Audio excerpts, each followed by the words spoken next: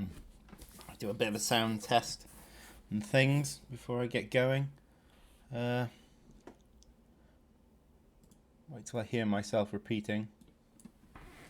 That could probably do with being a bit more of my face.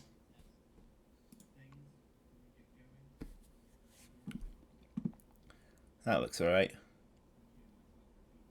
Okay, let's mute that and let's have a sip of coffee.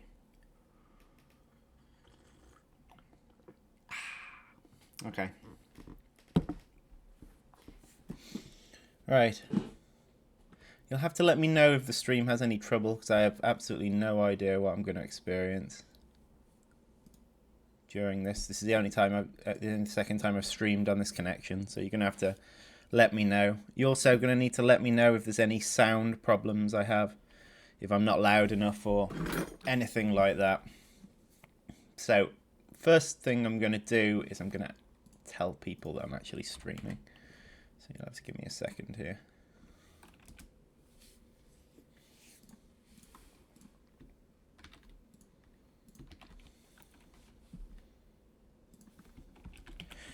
Streaming some game development. If anyone is interested.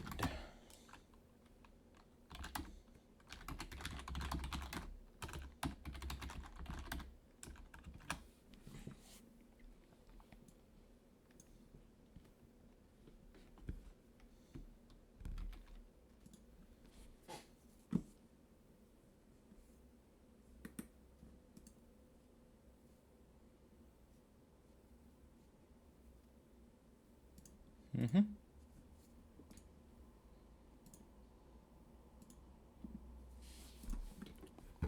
Hi, Lorna. Thanks for joining me.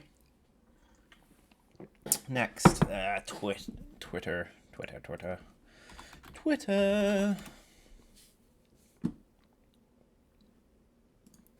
Okay.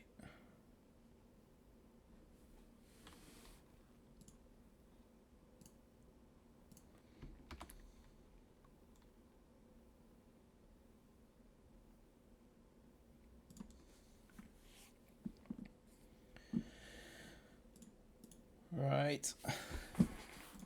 Okay. Right, I've shared it on those two channels.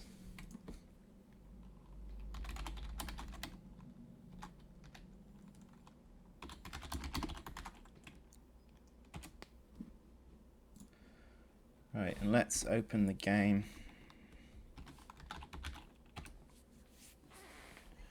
Right. As some of you all know, it's built in Unreal Engine 4. So we'll be opening that.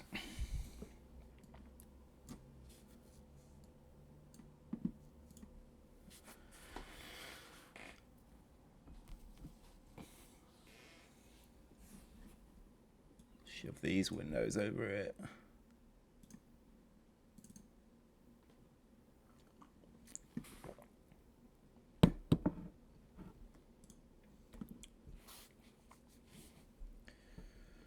Right, today I'm going to be putting together an underground level, a bit like you saw in the demo. But there's also a few things I want to try out with it to get some new interesting features into the demo. Oh, these notifications are annoying. I'm going to have to turn those off.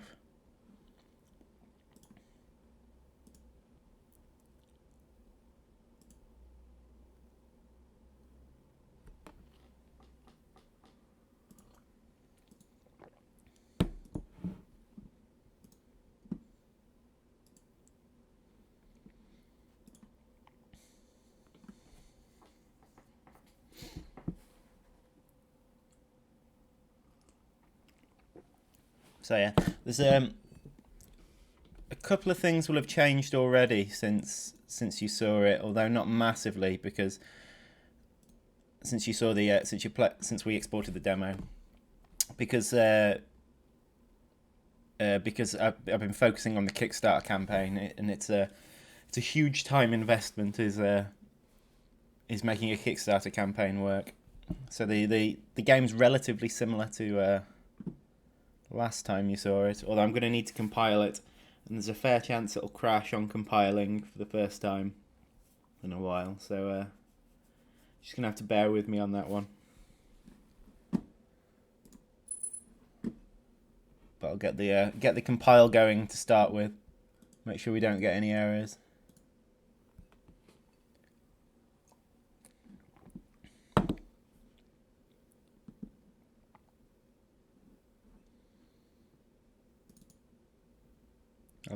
I'll be basing the comparison level. I can't remember what that one is. I'll be basing the level that I'm making on this file called ent.sci demo, which is the demo that's been passed around. And the reason it's called ent.sci demo is because we went to a junior entomology workshop, and that's kind of what we were making the build for.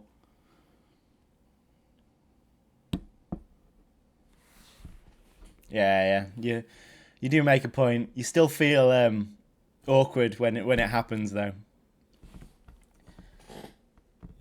It's just you still would rather it all went super smoothly. Yeah, Lorna, the Kickstarter has been going really well.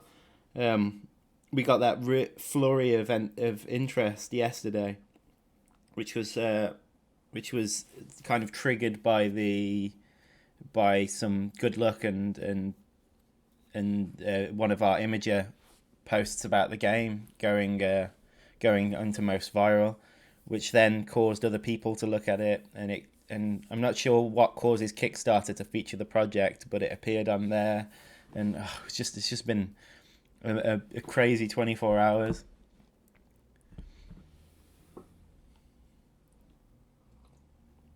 So yeah, it's looking very promising. Nothing's ever certain with Kickstarter, and I was getting a little bit worried before yesterday because it was there was a trailing off in the graph. You could see it was kind of exponential decay almost, but then yesterday's it's rocketed. Thanks, Manson.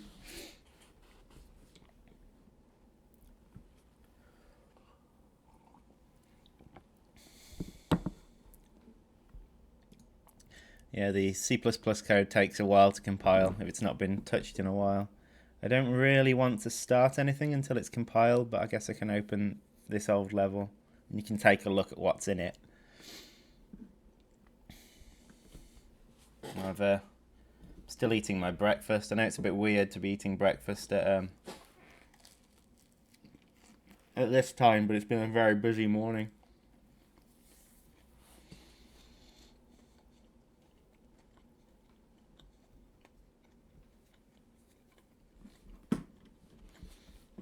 Okay.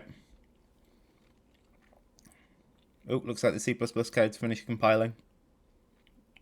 It might crash now. Oh, at the moment the editor's froze.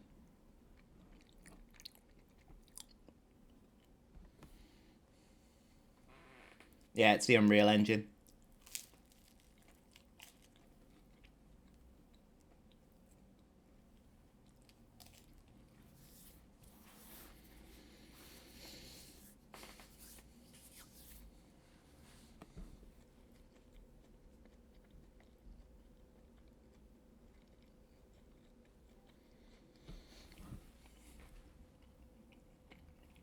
This is just a channel of watching me eat, by the way. We're going to do breakfast to start with, and then as we progress, we'll have lunch and then dinner. I hope you're all looking forward to that.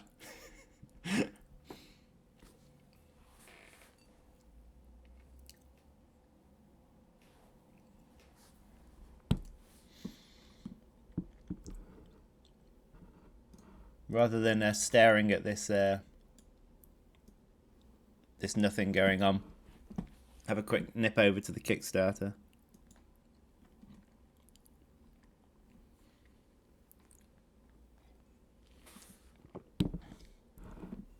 The music was made by one of our team, Liam, and he's got really good at it. He's been creating it in Fruity Loops, but he's doing a really good job of it.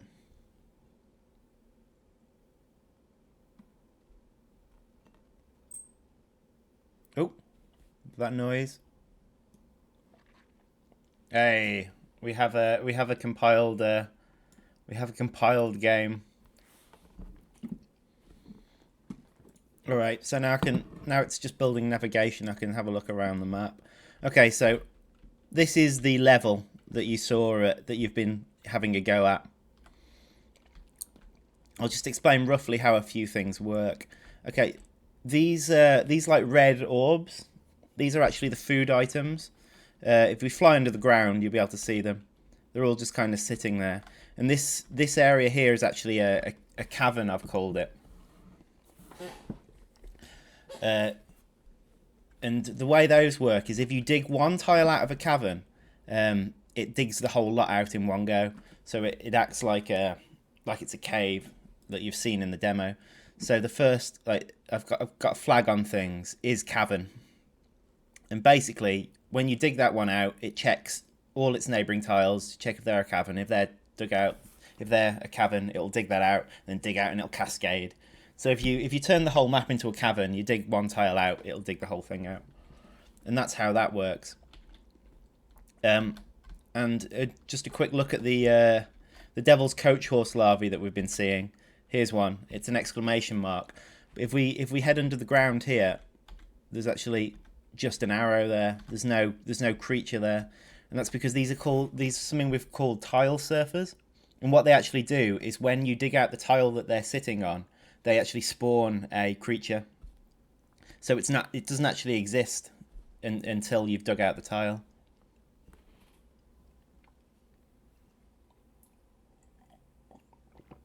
What do you mean by food? Oh, the food pellets. They're actually they're a model based on a poppy seed. So if you have a look at them, they're little seeds. So it's something that an anted would eat. Obviously, in the final game, we're going to have a lot of different types of food. Yeah, the tile surfers. Yeah, they're triggered. They're so when that tile's dug out, it triggers the creature being made. So what I'm going to do is I'd like to start. We can't just start afresh. So let's save a new map because it's a lot of work to get to this kind of stage in the map. But I will. So what do we call it? Call it stream demo.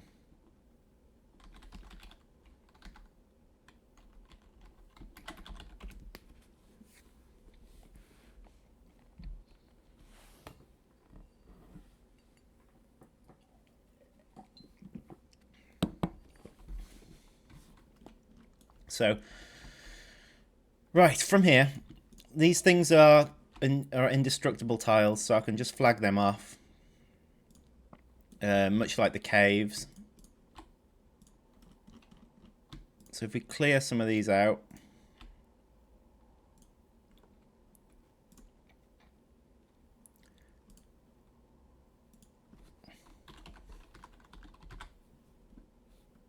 Right. What I'm going to do is I'm going to select every tile on the map and stop it being a cavern. Right, you've got to be careful once you've selected these because the tiles right at the edge here, these should never be turned to not indestructible. At the moment it'll crash if I accidentally do that. Should be okay changing them into cavern? Okay. No. I should not have done that.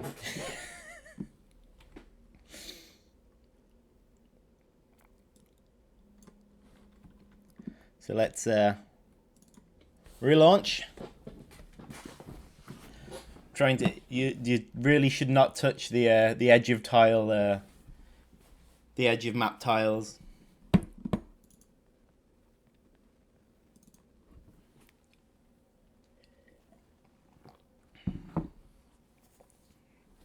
Okay, so where were we? See, it hasn't actually changed anything. It's just crashed. Okay. So, right. Where was I? I was changing these into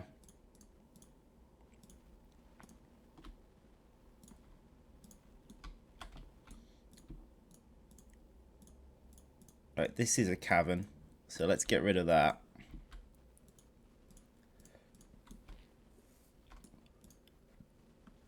Trying to think where the other caverns are. The issue with the system we've got at the moment is there's no visual representation in the editor of where the caverns are. Yeah, the way we've done the tile system is kind of quite back end because we wanted it expandable and changeable. I mean, I should technically, what might be the quickest way of doing this is actually to just look at the tile grid and change these to one by one. No, that crashed. Of course, yeah, that will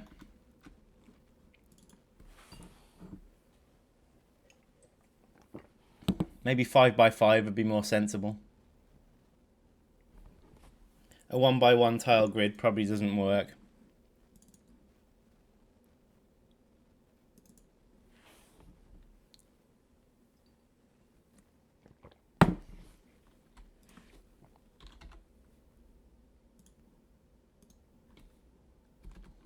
Change it to 20 by 20. Okay, there we go.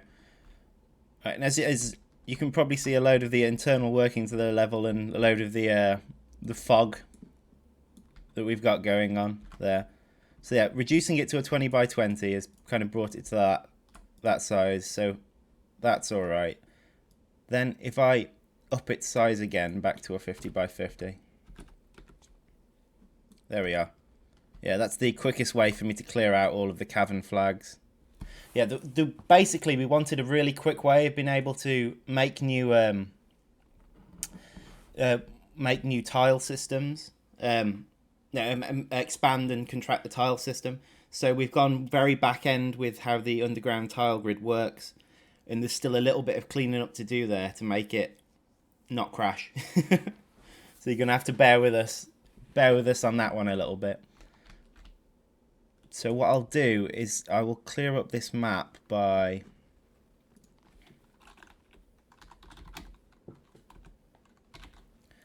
making a 5 by 5. Shouldn't have an issue with that. Yeah, there we are. Then make it back to a 50 by 50. Okay. So here we have a relatively clear level.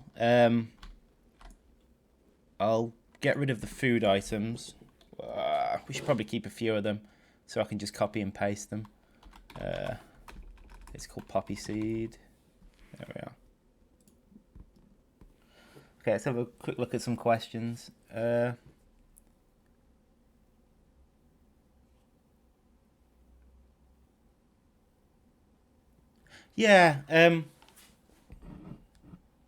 we're going right into the into the way the editor interacts with the engine itself. So it causes a little bit of instability if you're not careful, and there's a couple of areas we kind of need to fix it up.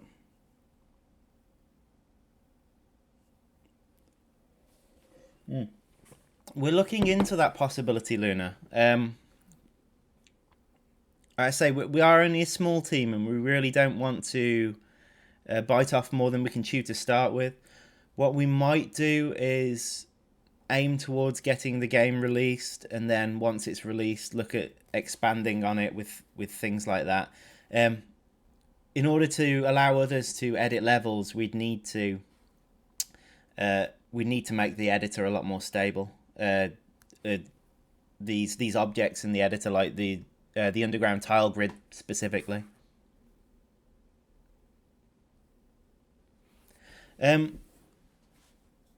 Yeah, the surface should be the larger area. To be honest, the underground area in the demo is probably a bit too big. An average level will probably have a smaller underground area, but that will depend on the level. And then the surface will be a lot more active. Although what I intend to do with the game is to start off introducing players to the levels slowly, and first of all give them a lot to do underground, and then reduce what they're doing underground as the kind of interesting things are above ground, and then so later on there'll be a better balance between the levels. But obviously we've got to balance level size with how many creatures we want on the map and all these sort of things. And we've got to keep it efficient because we're expecting to have hundreds of ants in each colony. And so, yeah, we don't want to go too big, else it will stop running well on people's machines. Okay, so now I've got I wanted to delete some of these poppy seeds, didn't I? Well, I'll think about that in a bit. Right, where's my queen? She'll be buried under here somewhere. My queen. There she is. Right, I think her starting location's absolutely fine.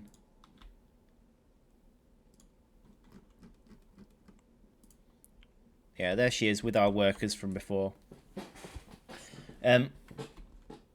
Now the what surrounds the queen is we call it a queen chamber, and they act exactly the same as worker chambers. Only in the final game, the workers from the queen chamber won't be able to go above ground. That'll be the only difference. And basically, what that means is you always have some workers in your nest, which you should do anyway, because you need to be able to replace ants that die. Even if there's nothing left to dig out underground, there'll still be a lot of jobs to do underground as the ants are running back and forth carrying the eggs. So there's always going to be a need to have workers underground, and we want to, and that's what these starting tiles represent. So here, I'm going to turn these into the queen chamber. Now there is a little editor bug that might rear its head. It won't crash it, but see, it looks all right there. I'm going to save this level before I continue.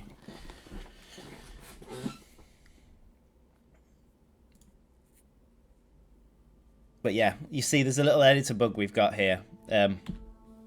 You'll notice these tiles don't look as nice as they do in the actual game. And that's just an editor bug. It doesn't actually transpire through to the compiled version of the game. It's because all these little rock decorations we put on them are, to be honest, that's probably a bit loud. All these little rock decorations don't properly spread themselves out in the editor, but it doesn't transpire through to the finished product. But yeah, here we've got a completely empty map. Well, it'll still have the tile surfers on it, and they will still spawn. But yeah, the map is like completely empty.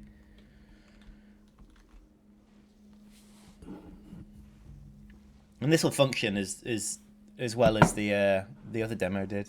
Okay, let's have a look. Let's have a look at some questions we've got. I'm gonna shut this up as well. That's just a warning that comes up about the queen. Okay, going back up, slight suggestion regarding caverns. Maybe give the caverns a faint echo effect as you dig closer. Yeah, I've been thinking about this. We definitely need to warn people that they're about to tunnel into them somehow. And absolutely, we need to, or maybe as you dig closer to a cavern, the tiles start to look slightly different. We are considering that. I'm going to make a note of things actually as we're going through. What am I looking for? Google Drive.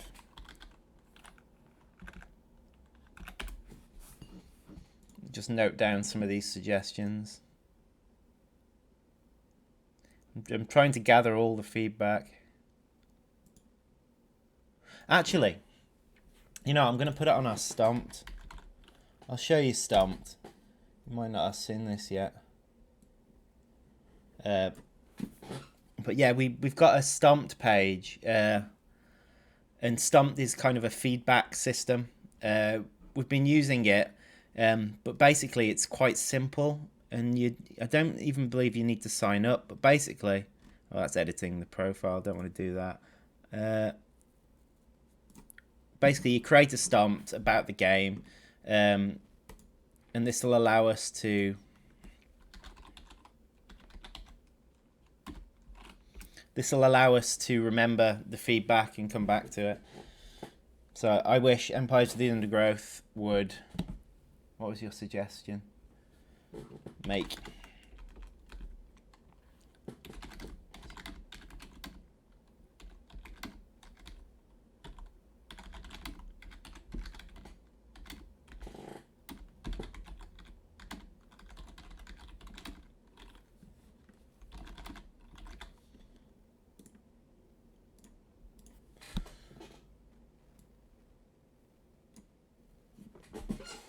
And that'll basically allow me to keep track of that feedback. So that's how I'm going to be doing it. If you want to add anything to our Stomped page, any suggestions, please do. Just allows us to keep feedback in one place. Okay, back to questions.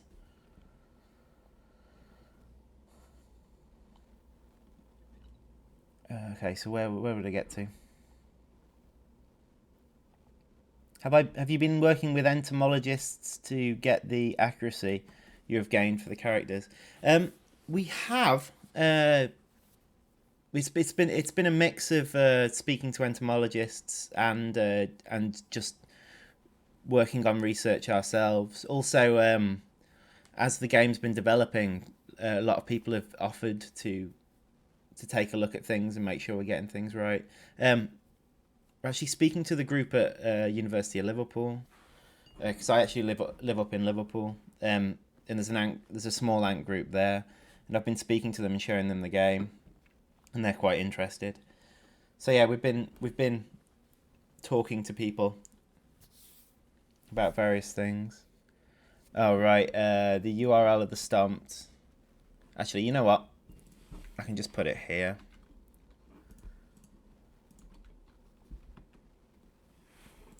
So yeah, the URL of the Stomped. If you just throw feedback in there, and we'll be happy to respond to it. It's a good place to just keep it all together. Okay, so where was I? All right, so we got a new map. I wanted to try some new things with this, some things I haven't done before. So let's have a look at the creatures.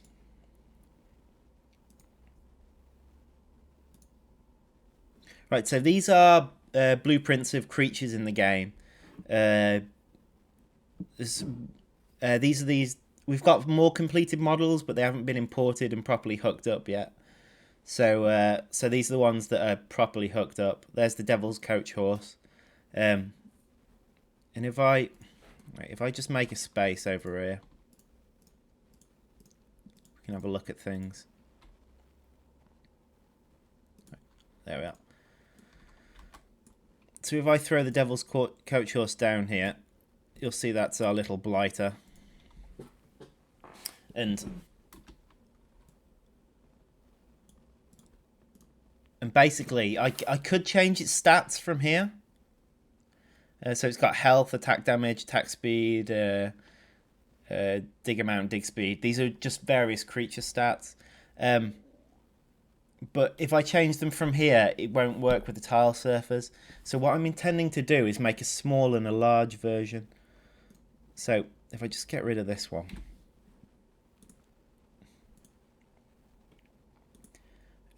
Duplicate this.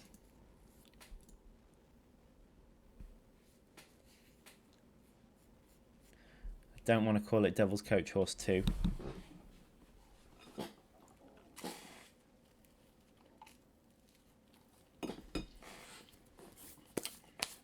Will the narrator point things out? I should probably finish eating before I speak.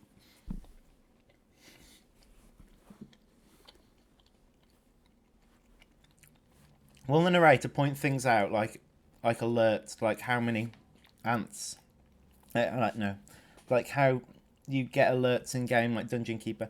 Yeah, that's the idea, and the idea is to maintain it in a documentary feel, like you said, like. But so the documentary team's like following our colony specifically, and they'll say things like, "The Queen came under attack," and stuff like that. The colony clashed with a large spider, or I don't know. I don't want to. These are just ideas, but the idea is it all remains in the documentary feel. But also we want the narrator to do things like actually explain ant information about the real ant facts. So so when you meet a new species in the game, you'll get an introduction to them, and they'll be explained what their natural traits do, and this allows us to kind of pass on interesting information about the ant species as you go through the game.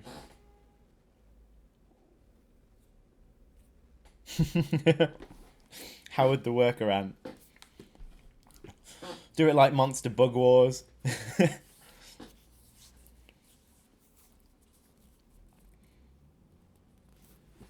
Right. Okay. What am I doing? I meant to make a small devil's coach horse.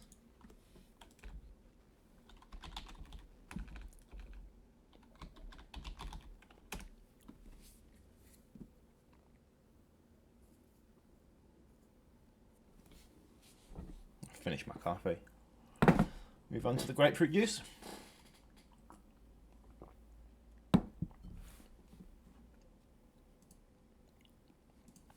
We've got a guy in mind. Have you heard the old Kickstarter trailer? I'll play it for you. So it's right at the bottom of the Kickstarter page, actually. That's not the page.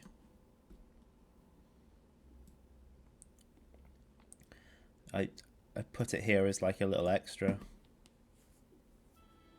The Queen has landed. Wearied from her perilous flight, she sheds her wings, burrows into the soft sand, and begins to lay. The first this is the old footage of the game. Must grow quickly if they are to survive. So you get the idea of the audio of the narrator.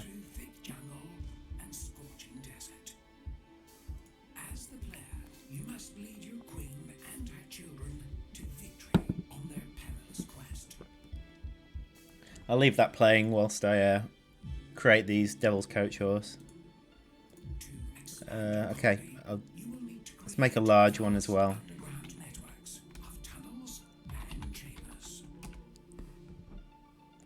Gathering food from above ground is essential to sustaining a growing workforce. However, it isn't enough to simply survive. Here in the Undergrowth, rival ant society. That's not the plan for the campaign. On the campaign, you're meant to be following one colony through. Although, as you do, you also jump into controlling other colonies. So you'll jump into being a leafcutter ant colony for a short period of time, and then back to your main one, and then you'll jump into being a black ant colony for a certain period of time, then back to your main one. Yeah, it's very much going for the Attenborough style. Isn't he like 90 now, David Attenborough?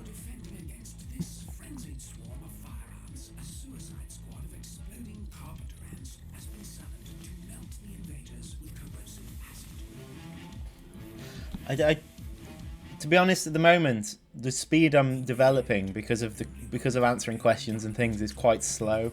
So I don't know how far we'll get today. Maybe I'll just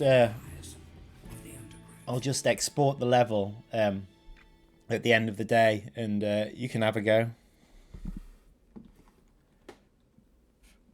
89. When's his birthday? I'm pretty sure it's soon.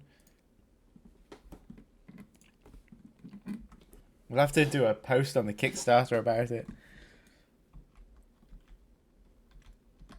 Okay, so if I go into the blueprint for the Devil's Coach Horse Larvae, okay, so this is the kind of drag and drop style coding you get with Unreal. This is just this is literally here just to play a sound when it spawns. Beast spawn, yeah, they're those daft sounds you've been hearing.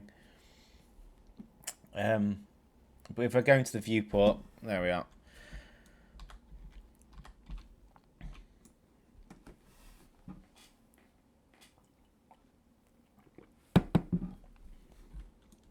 Okay, so what's this? This is large. So a larger one. The ants currently. It currently has 15 health. So if we're going to do a larger one, maybe we want to double its health, or do we want to make it something ridiculous? I mean, they're already pretty damn hard to kill.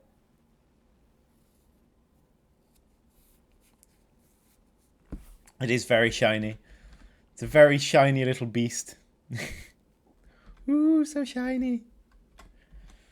Okay, so, well, let's get the physical things right, I guess, first. So, looking at its mesh, we're going to want its mesh to be larger, I think.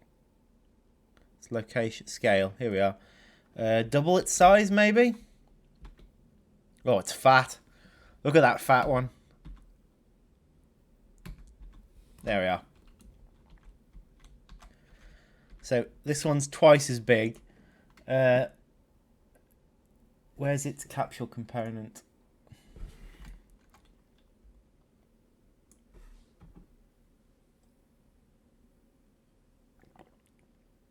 Make it into a tank. Quadruple. We could make it ridiculous. Okay, so it's capsule components. What it's going to use to collide with things. So that's going to have to be bigger. I don't think its mesh is collidable. It might have overlap events, collision.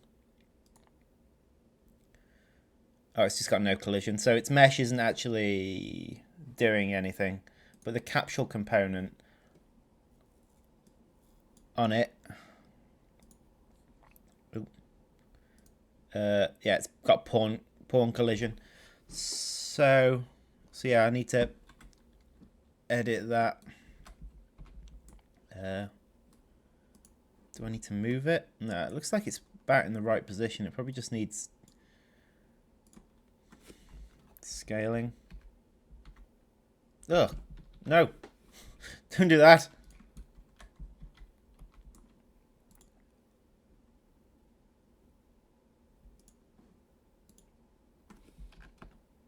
Okay.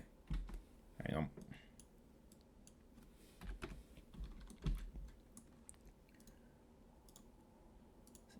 Movement inherited mesh.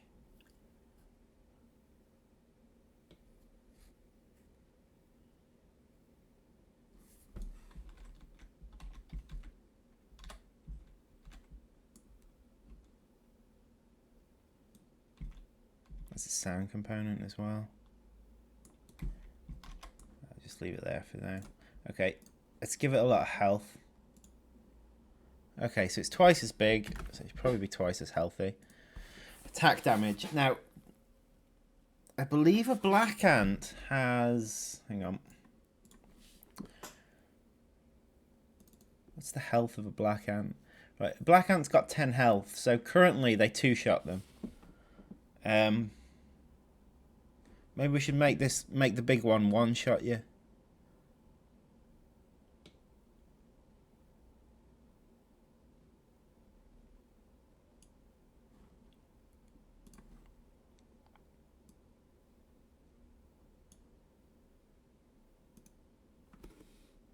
Yeah, go on. Attack speed actually doesn't do anything at the moment because it's actually related to the animation speed.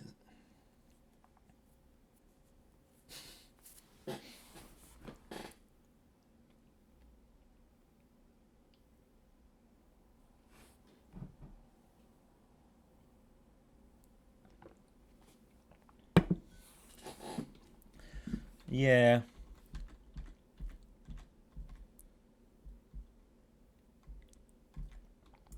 Okay. So yeah, it will now one-shot the black ants and has twice as much health. Don't think I need to change any of the other stuff.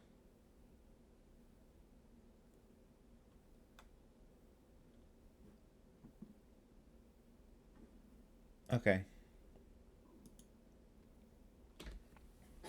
Okay, so let's have a quick go with that and see what it does.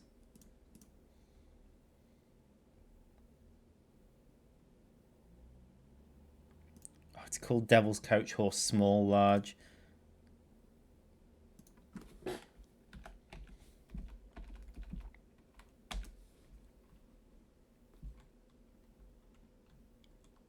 Okay, I should literally be able to just set up a little battle between them. As long as the I set the player to -1, we should be able to see how dangerous this thing is just by tunneling out an arena, if you will.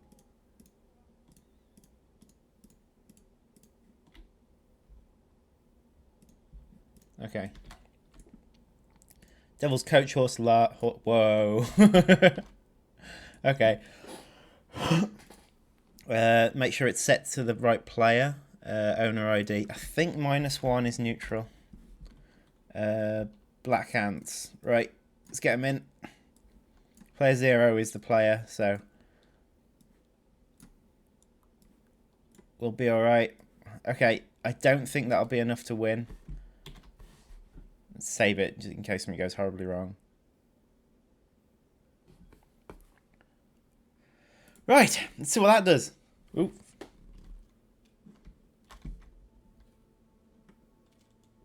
Oh god. What have I created?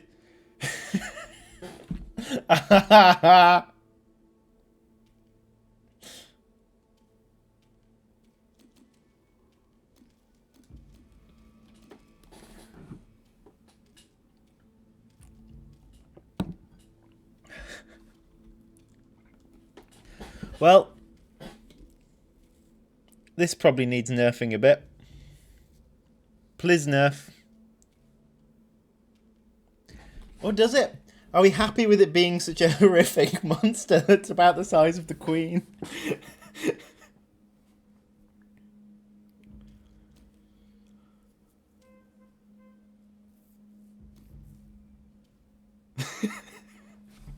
Right. Okay. Yeah, the Queens are passive at the moment. I'm wondering whether we should make them be able to defend themselves a little bit. Should they be able to? I mean, they probably would if they were being attacked, right? Maybe they wouldn't. I've seen people pick up queen ants before and they don't seem to do much.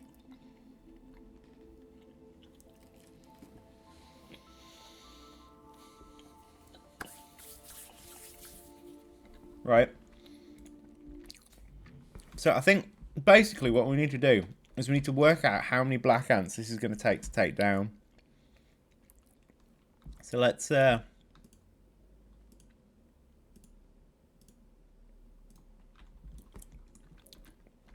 double the amount, triple the amount.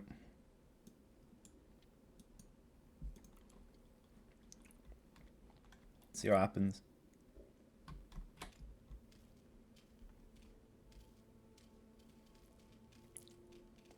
Yeah, they're doing something which has been driving me mad. Okay, so that wasn't too bad. I think it's reasonable.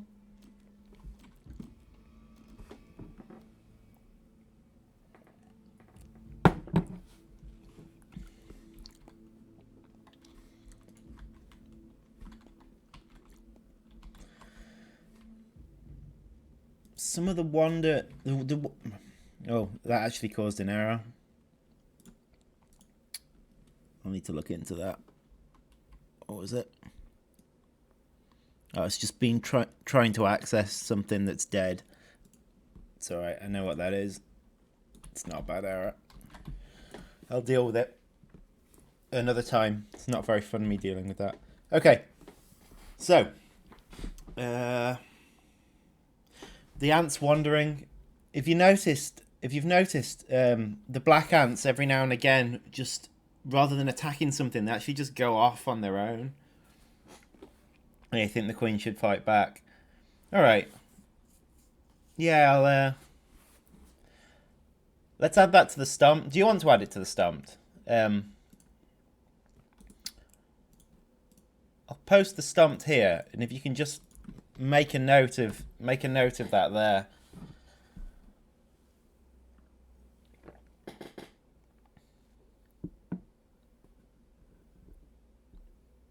Can I play as the Devil's Coach horse in first person? I wonder what would happen if I tried to possess it. I don't think it'd go very well.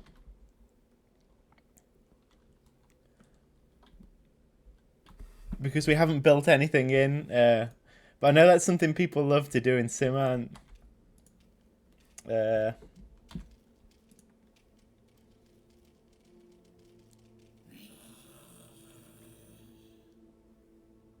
Oh, they've killed it again. But hang on. There's a way of possessing a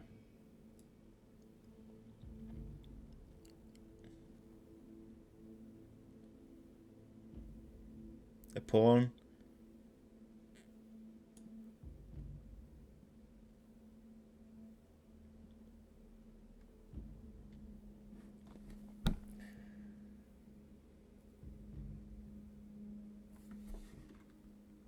I mean I'm assuming that'll put, yeah, that just puts me back in my player controller.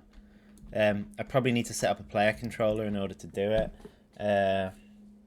That'll be a fun experiment to try one day. Is just see if we can possess something. I don't actually think it'd be that much work, because the first person controls are already set up in Unreal, so shouldn't be that much work.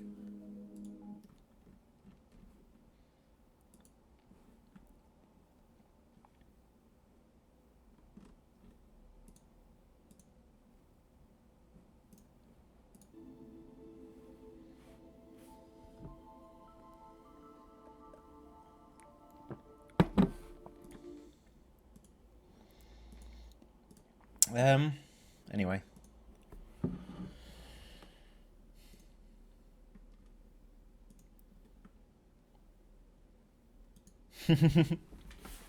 Yeah, that'd be fun.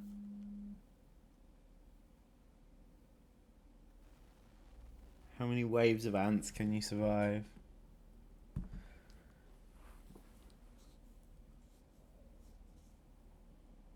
Yeah, I could do that. Just aim to try and get something built in a weekend like that. Anyway, what was I actually doing? Ah, yes, behavior trees. Right. Just gonna have a quick look in the soldier ant AI behavior tree. And I believe it's this that's causing the issue. Is that they sometimes the soldier ants end up there's these two blueprint tasks, which is idle, and the idle is just where the ant stands around and does nothing, and the wander is just where the ants just walk around relatively randomly and just kind of wiggle a bit as they go. Now I think it's ending up here. Hang on, let me shift this out of the way. Yeah, come on.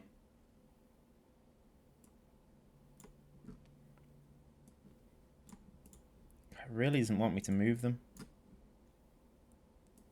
There we are. These are just things that aren't used at the moment.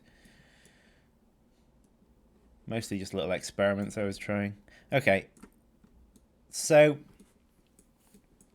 yeah, I think they end up in here after something else fails. So it's likely to be this part of the behavior tree is where they're attacking, I think. No, that's heading to the surface. This is the attacking target. So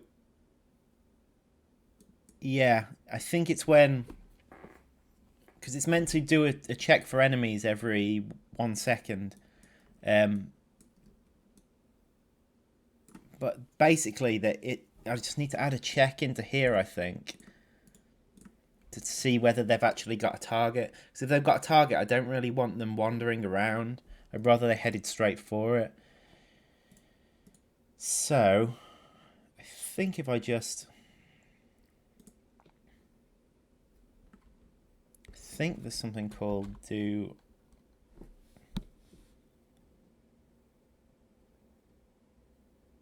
Do I have a creature target or something?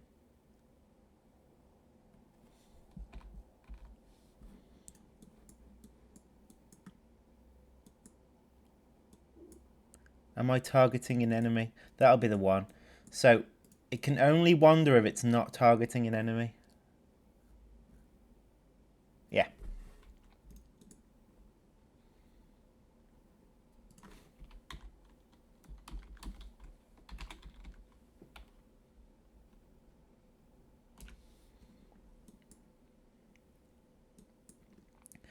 So, am I targeting an enemy? And if that's... That will return true if it's targeting an enemy. So I think it needs to be the inverse. So that way it'll return true if it's not targeting it. Yep, that's fine. I think that'll fix that.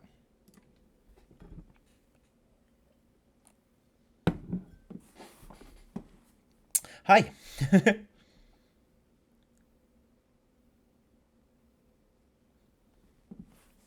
Okay, so now the ants should stay more on task, I think.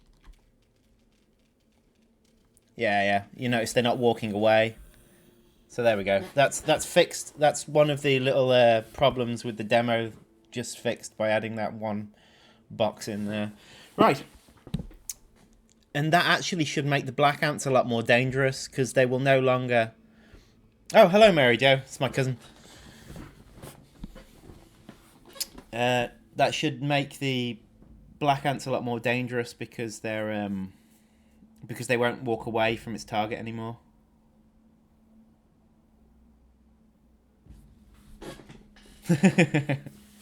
Yes, real live bug fixing. Right, I really want to get myself a coffee. So what I'll do is I'll set up a fight for you to watch whilst I get a coffee.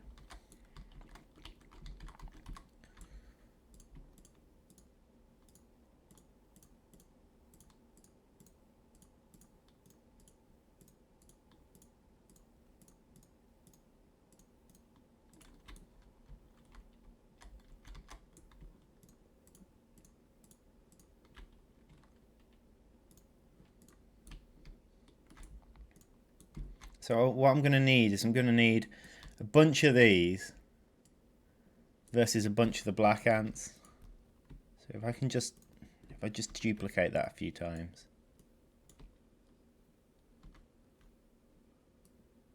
This will only take a few seconds to play out. Right, how many did...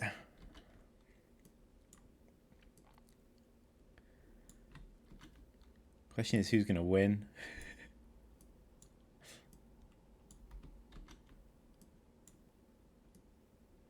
This isn't productive, by the way.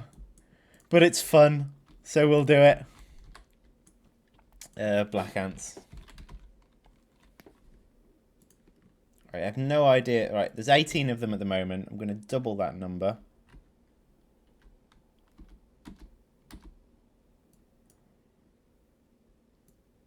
Who will win? Place your bets now. Triple it. Okay.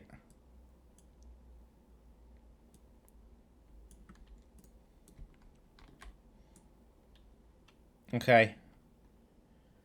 I'm going to go get a coffee. And you can watch this.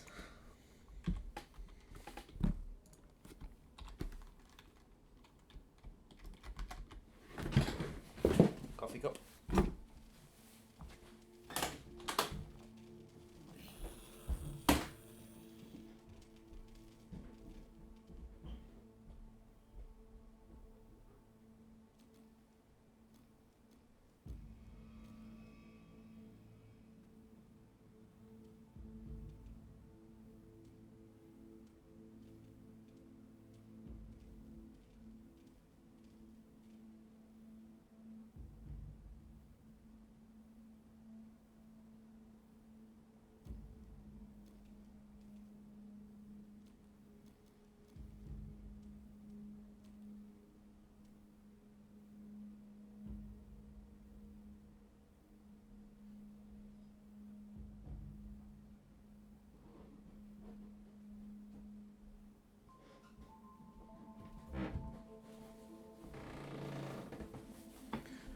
Right, what happened? Ah. Didn't go so well for the black ants then. Need more black ants. The kettle's on. Should I double that number again?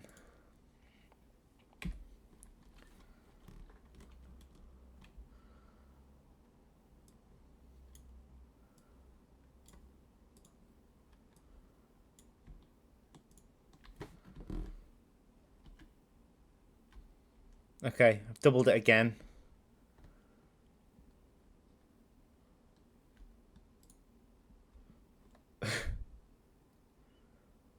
Okay, the kettle might be boiled now, so let's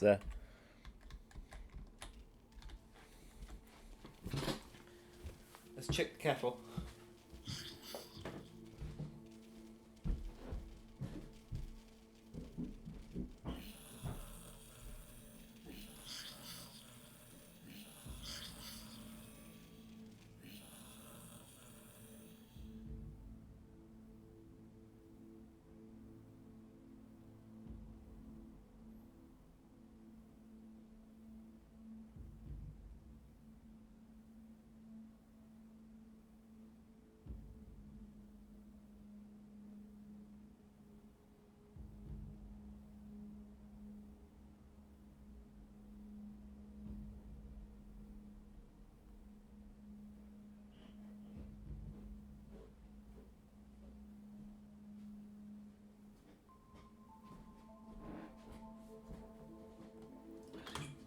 Ah, went a lot better for the ants this time.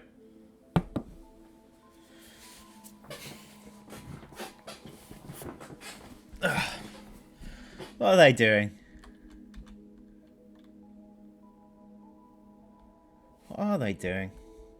Right, I'm gonna actually have a look at their brains. Right. So, I mean that's technically what they're doing. Although that's Soldier 166. I want one of these. Actually, can be quite. Oh, there we are. I think I found one. Huh. So that one's just wandering as normal. But these guys seem to have a problem. Though they do look like they're in their wonder code, but it looks to me like they're flipping in and out of it really rapidly.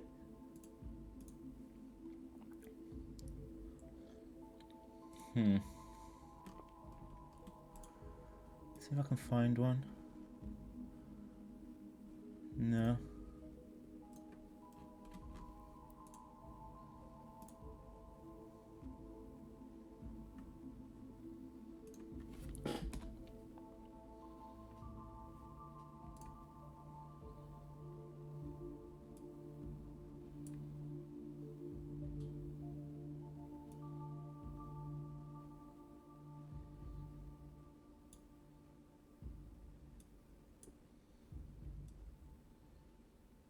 It's like they're stuck in something. I need to get his AI controller.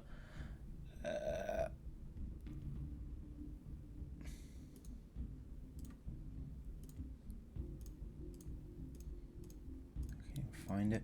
I'm really looking for one that's doing something a bit weird in here. My guess is it'll be flickering through loads of them, but it doesn't look like I'm going to find one. Hang on.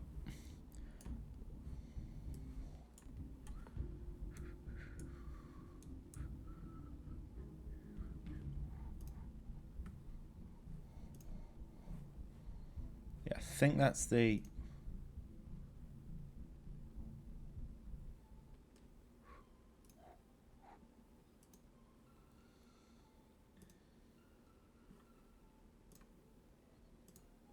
Oh, now it's just selecting everything I click on.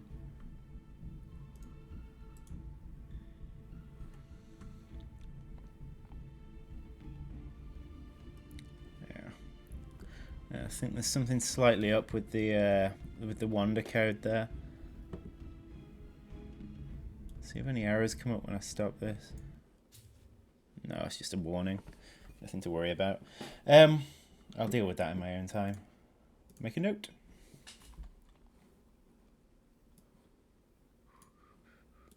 Right. Okay, so we've been making these super creatures. Next thing I want to actually do is hook it up to a tile surfer. So I'll show you what a tile surfer is. And this is a relatively new thing we added. These exclamation mark things. So they're actually quite basic. If you have a look in them here. Tile surfer. If we have a look at the blueprint for the class. There'll be something here that spawns a creature.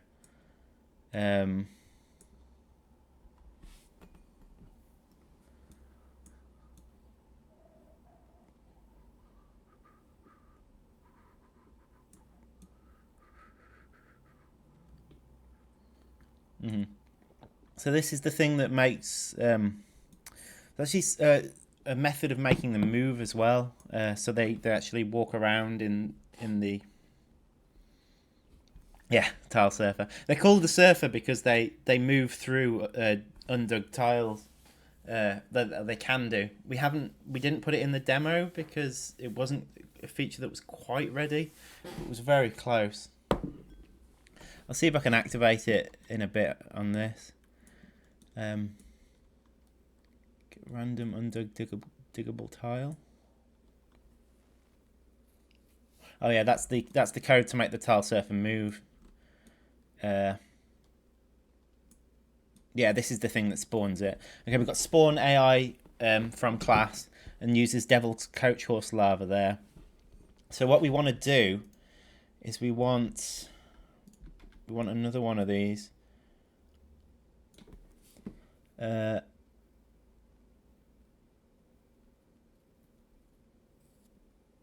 Hook it up the same.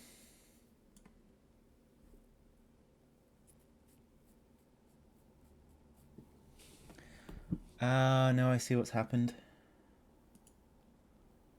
Yeah, let's not budge this anymore. Let's instead get a class. So what we want is a new variable here. Call it beast class.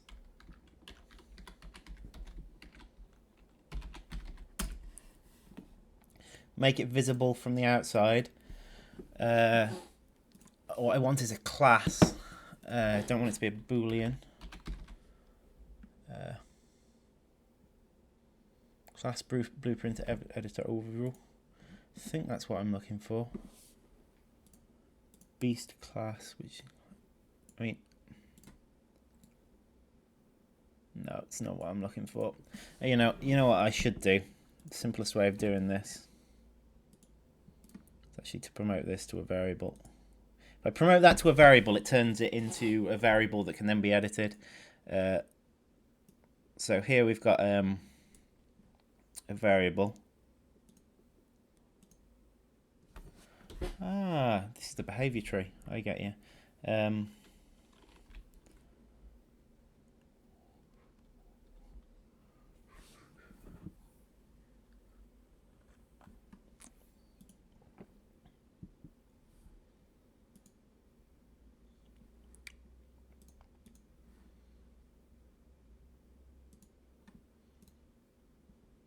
Yeah, so I mean, let's undo that so I can actually see what it was before. So yeah, that's the Devil's Coach Horse. It's actually just called Devil's Coach Horse, right? That'll be the behavior tree that the Devil's Coach Horse uses. Yeah. Okay, so this is a behavior tree. Sorry, I'm going mad. But this is what behavior you want the creature to take on. Yeah, the blueprints coding is a little bit like that. We use a mix of the blueprints and the C++ code in it. I can show you And I think this class is entirely implemented in Blueprints, the tile surfer. But there's plenty that's implemented in C++ as well. Eventually, we'll hit something that needs to be done in C++, and I'll open a Visual Studio. But for the time being, basically, I want to make this visible. This can be beast.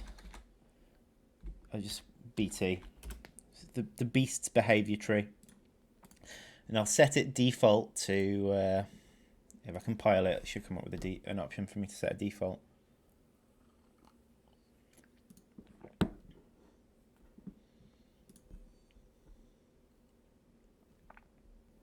Yeah, it's already set default to Devil's Coach Horse, so I should be able to just leave that as it is, because we're not going to be making an entirely new behavior tree.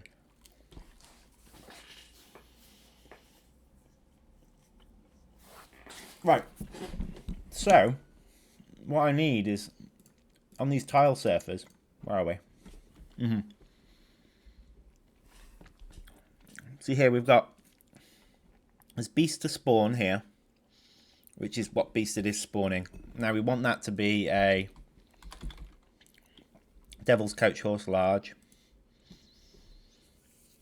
and we can leave this as the standard behavior tree. Okay, so now when I dig to this one, let's make sure I remember which one it actually is.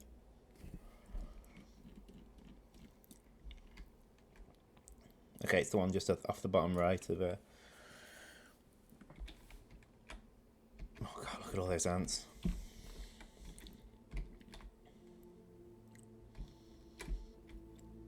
What I need is for those ants to stop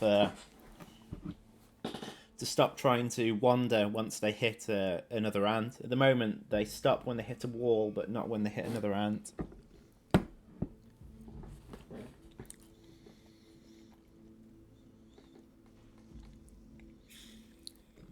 Okay, yeah, so that worked.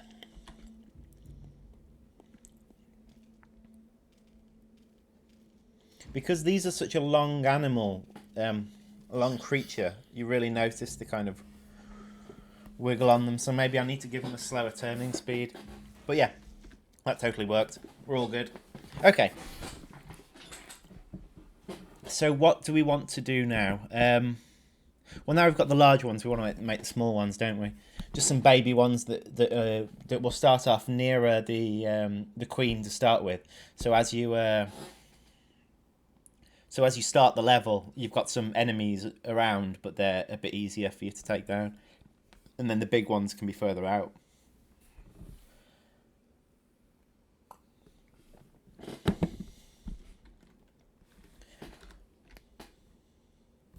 Right, I'm just going to nip the loo. I'll just do this so there's something to watch whilst I'm nipping the loo.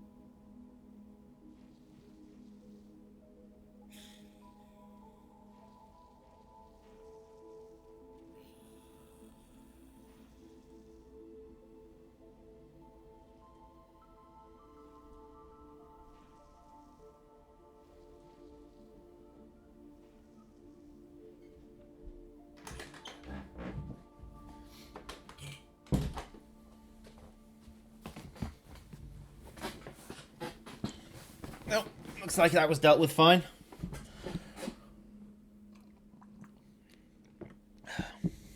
God, look at that. Big, massive, wobbling ants. It's good that the workers can still squeeze through.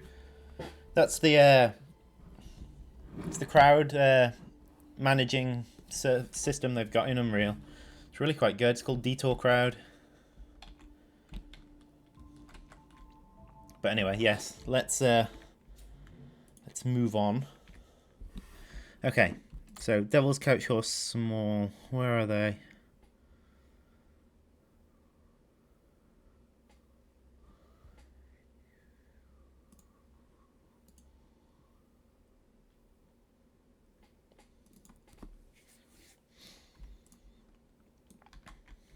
Okay, so as the last ones were twice as big, these should perhaps be half as big.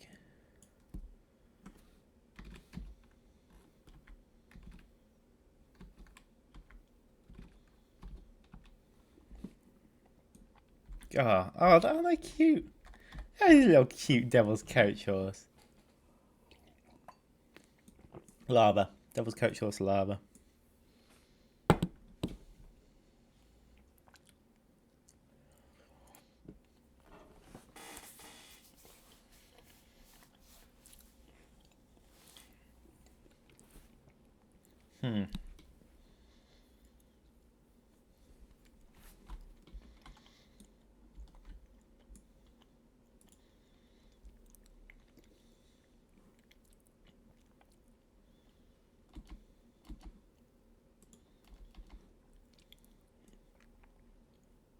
Yeah, the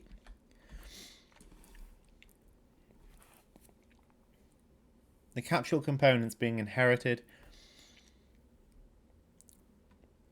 which I'd rather was not the case because I can't really edit it.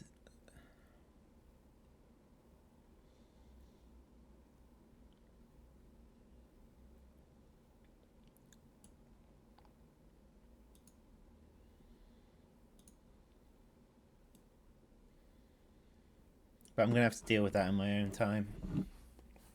Well, it's not a basic task. Okay. But this head sphere needs to be pulled in a little bit.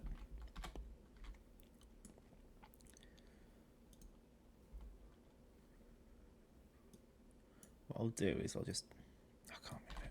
I can move the model. I can move the mesh actually. It's probably the best bet here.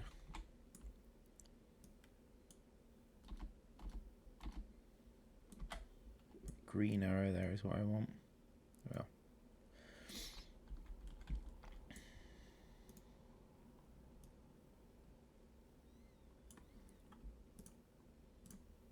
Okay, so a small one should have... right. How many black ants do we want to take this? I mean, what's the damage of a black ant? 1. Okay, so a black ant will take 15 hits to take down a medium one. Maybe 5 hits to take down one of these.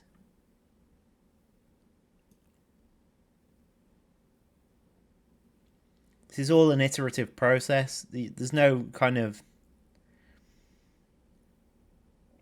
There's no correct answer as such. You've just got to try it. So maybe 6. Give him 6. Why not? Attack damage.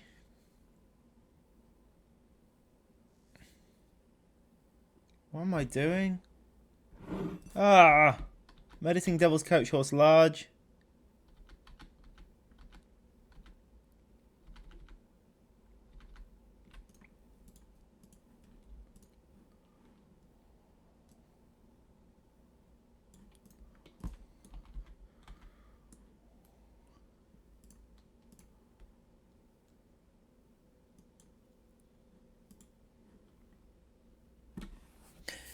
Oh. Something's happened.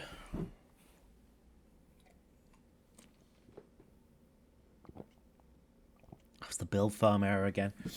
This is an error we get every now and then, and it's not our fault. So I'll just send that to Unreal.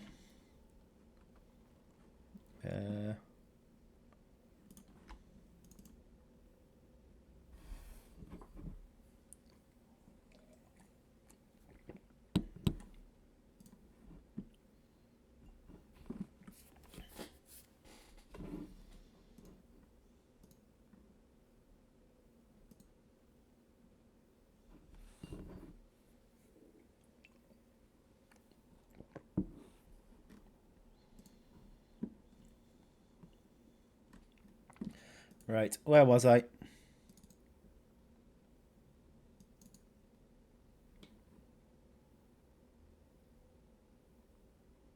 believe I had everything saved anyway.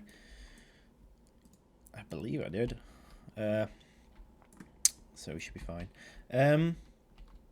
Okay, so Devil's Coach Horse Small. Go, go, go.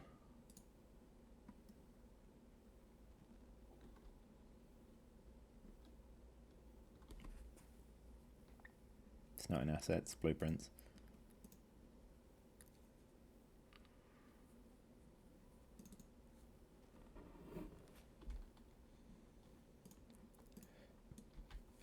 Yeah, we had everything saved. This is the last thing I did. Okay. So health 6. Attack damage 2. Maybe a bit higher. 4. I think that's that. Okay, and I'll put a few of these into the starting area. Maybe I should make like a pit like in the center of the level that's got a load of the really big ones in, and then kind of stuff going into it. Yeah, that sounds vaguely interesting.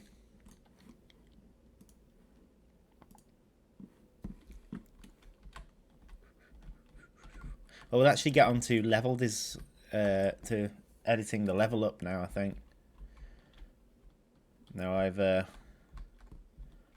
toyed around with these. Let's just throw a few of the small ones in and see what they look like.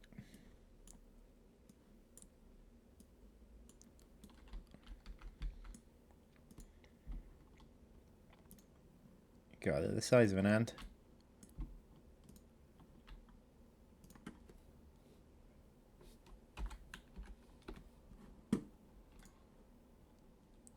So these should just get rinsed by the black ants.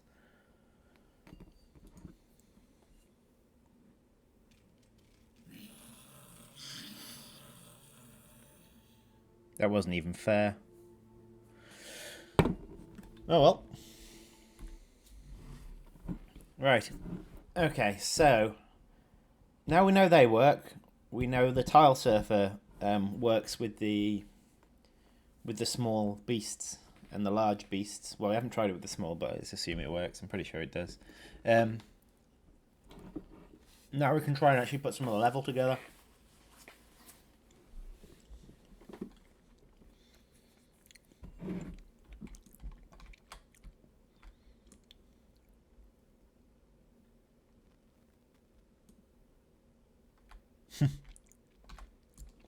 You'd have to edit the sound file for that, I think. Unless there was some way of warping sounds in the Unreal.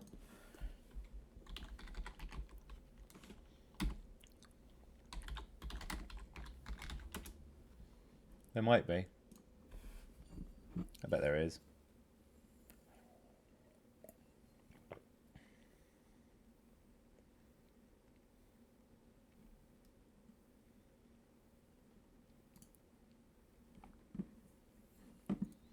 I think it's going to be a little bit more involved to do that. If I'm totally honest. Because this is basically how the sounds are being done at the moment. They're just being created at the location that the ants are at.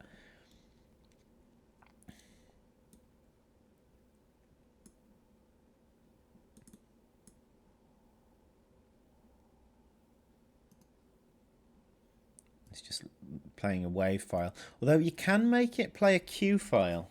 Let me just... Yeah, if I go to the sound assets we've got...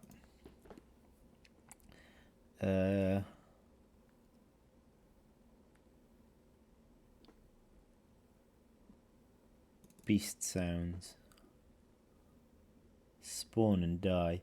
So if I look at die, what you can do with these... Oh.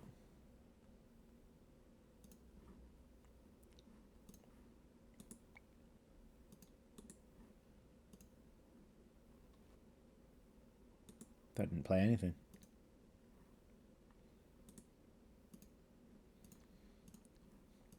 These sounds are fake sounds.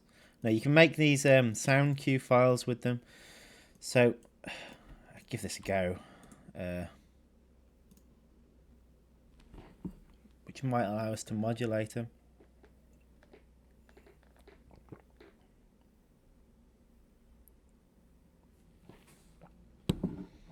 Yeah, I should have just done it with one. So, create a sound cue for it. If we have a look at the sound cue.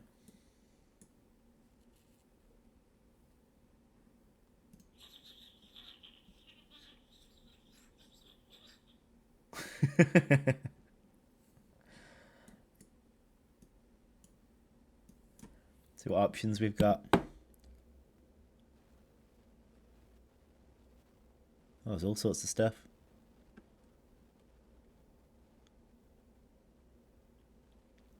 I'm not really a sound person, so I'm not sure what I'm looking for, if I'm totally honest.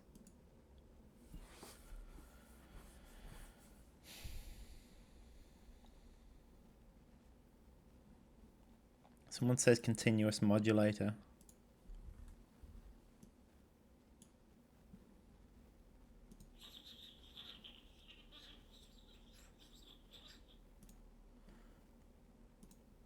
Pitch modulator.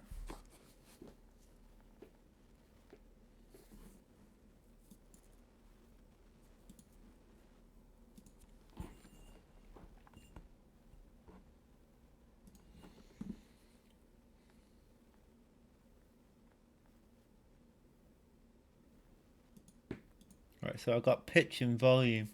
Let's see what these do. So what happens if I change the default value? There are 5.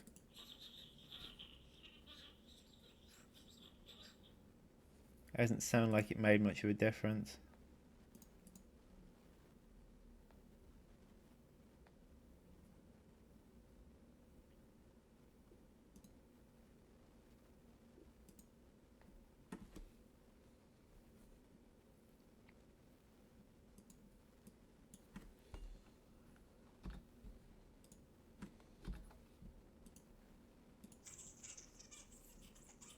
But that did.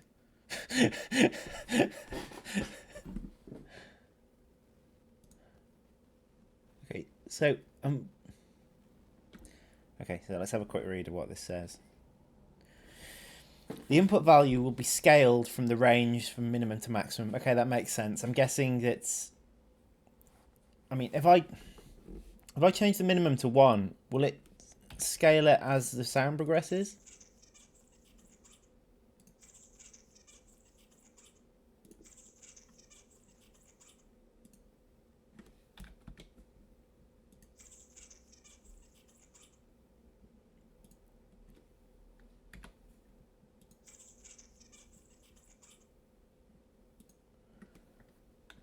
Okay, I'm no longer sure what I've done.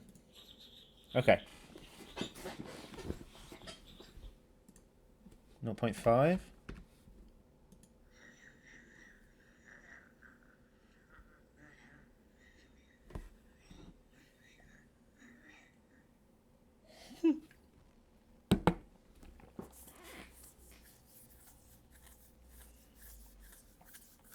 Right.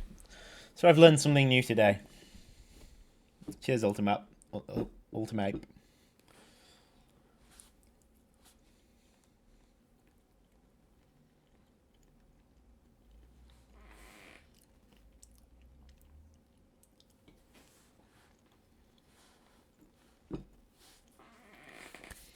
I really want to keep trying this.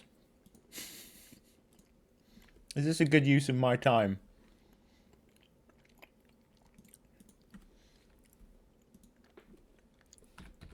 got the max. What?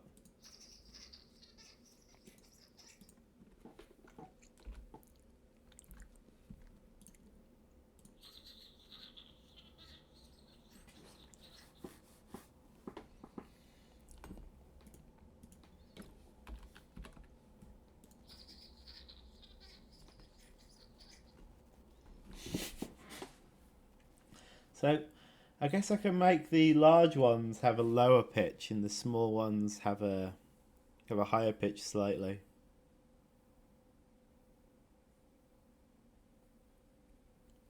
I can do that. There's no reason why not.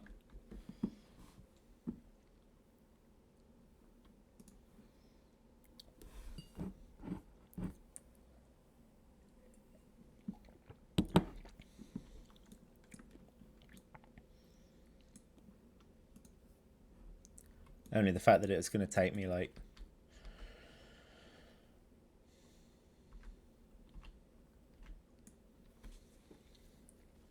a while to do this to everything.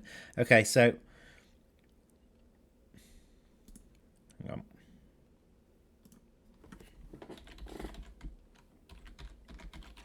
Let's keep these in separate folders because I don't want to.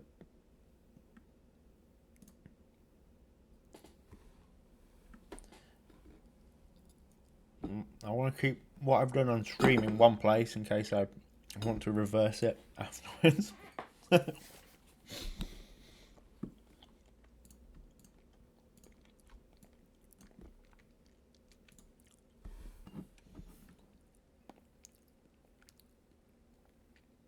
I should be able to make cue sounds for all of these.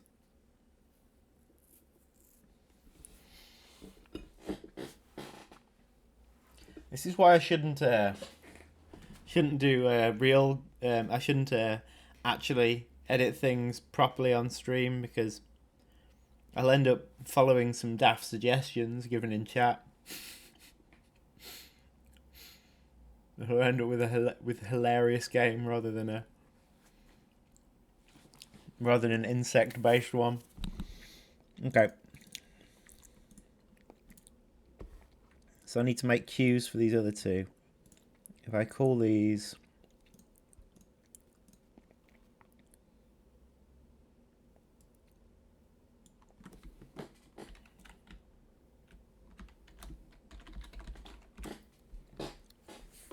which one was that for? That was for underscore.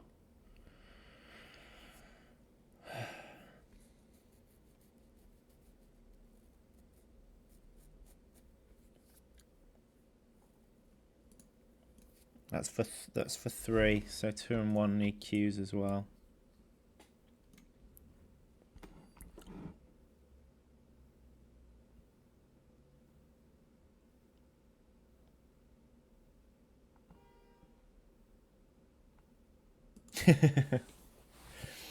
Yeah, I guess that makes sense. You do a chat timer.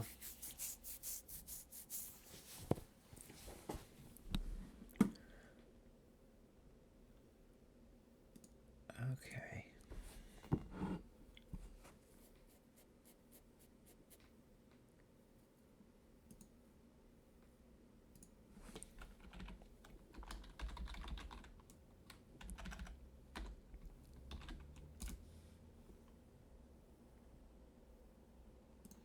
Source control updating. Dat source control updating.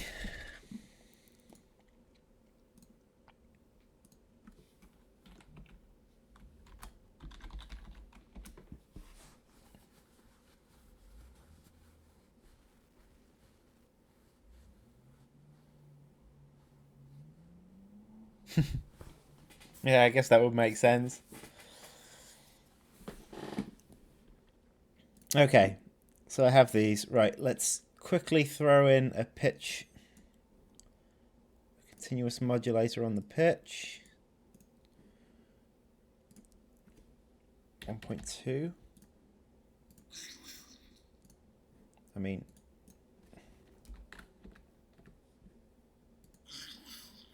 yeah, just changing this max value seems to do it. 1.4 maybe. Okay, that's fine.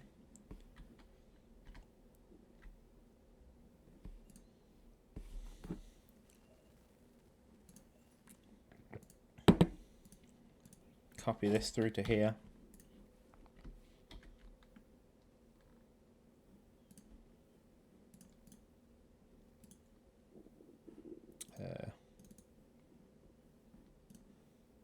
Which one haven't I done?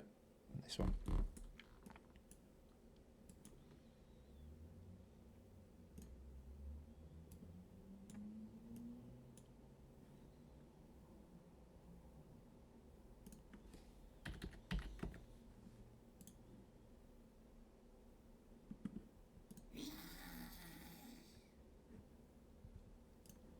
Right, okay, they're done. Now, if I put those into the Devil's Coach Horse Larvae Small, I mean, what were they? They were beast death sounds. So these are sounds that should be played. These are the spawn sounds here. The death sounds. I think they're actually linked to the animation. Huh. I think they're going to be slightly more difficult to put in because the animation's actually linked to the asset. If I go in, if I have a look at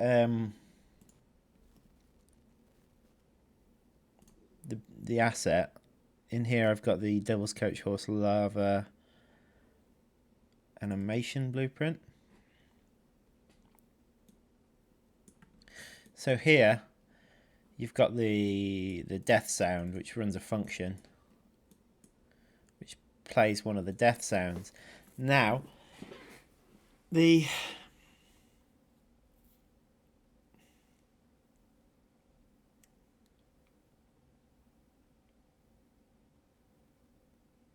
yeah, this one's going to be a bit more tricky to put in.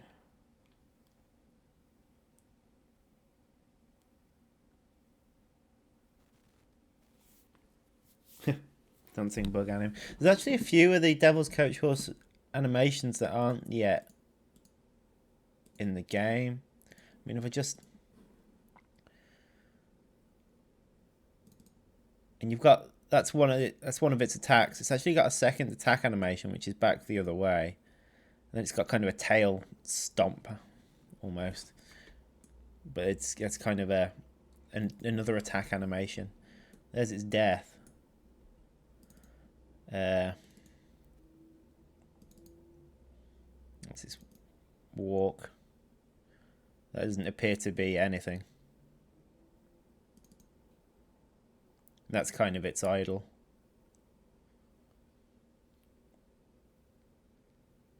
Oh no, I think that's actually meant to be it eating something.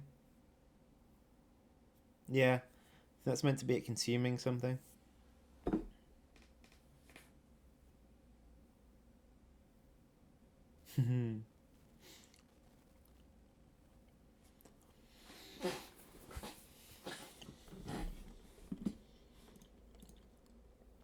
Okay. So the death sounds are a little bit more tricky, so I'm going to avoid those for now. We'll worry about those later. Leave the sound task for another time. I'm going to get on level design. So let's get rid of all those black ants I made.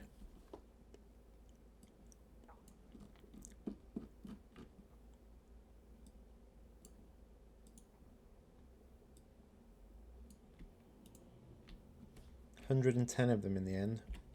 Bye, black ants.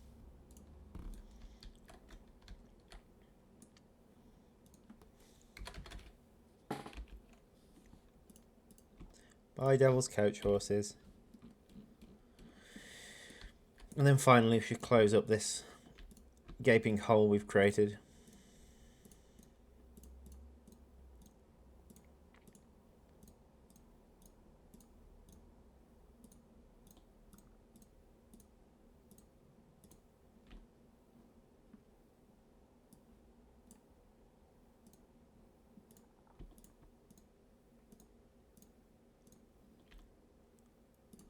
There's actually something I wanted to do on caverns as well. If you remember caverns, the way they currently work is if you dig one out, if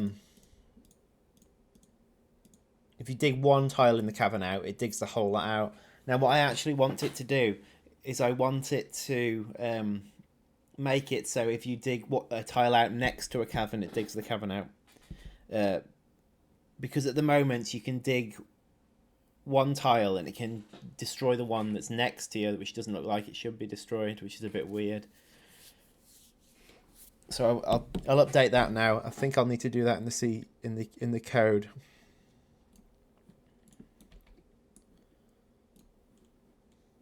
So let's hop on over there. Where would it be? I think it's an underground tile where it checks for caverns. I think that's in world.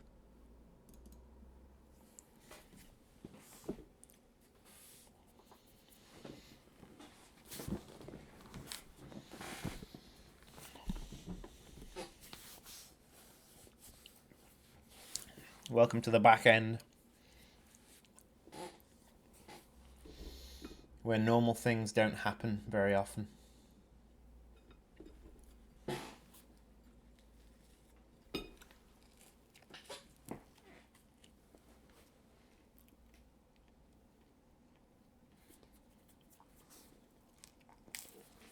Okay.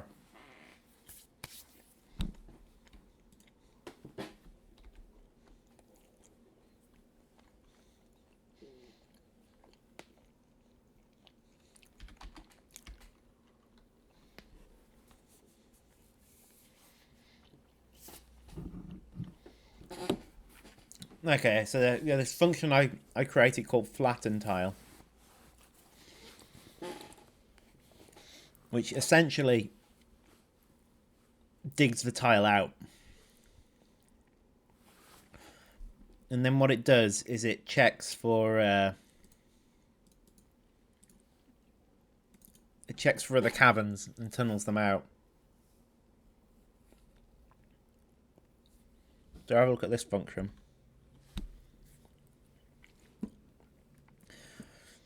Okay, so what tunnel out cavern will do is it checks the ID of the current tile you're looking at, then uses that to get the IDs of all the tiles next to it.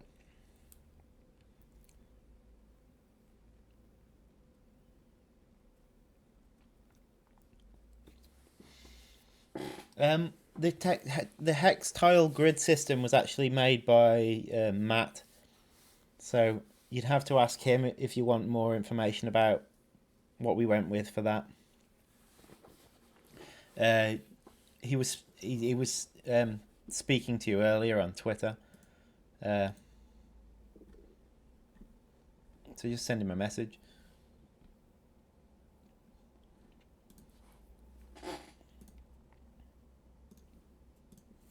So, yeah, if we want to,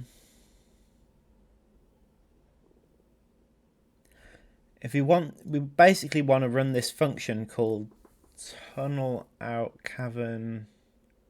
I mean, let me just check what it does.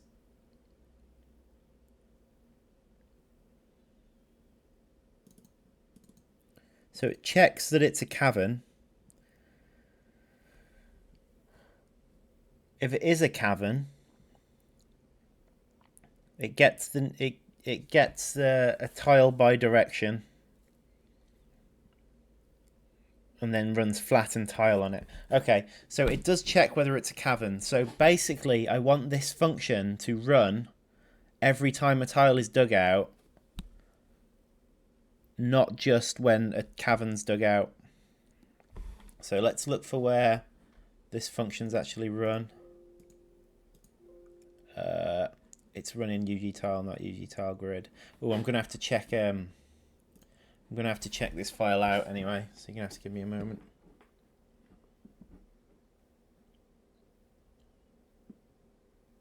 Oh, 70%. Excellent.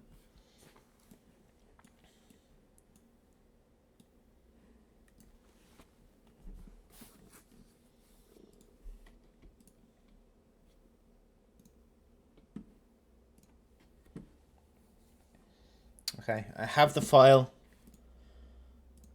Should be editable now. Yeah, it is. Cool.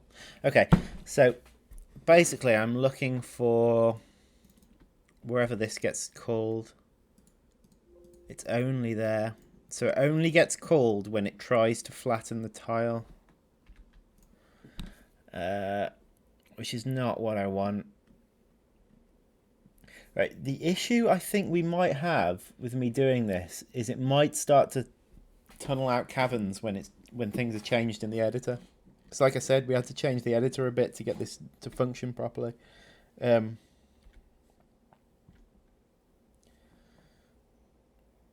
what am I trying to do?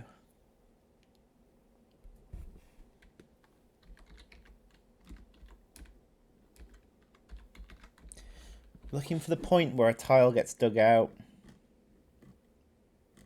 I should be looking in the H file, really. That'll give me more of a clue.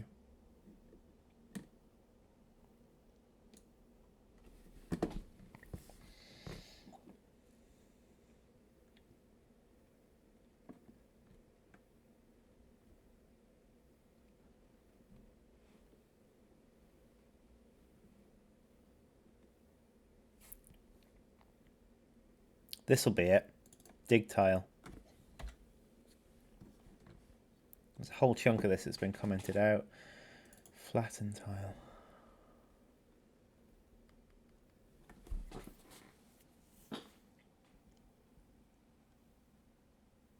Oh, I see what I've done. I've moved all that code into flatten tile. So whenever a tile is dug out, this does get called.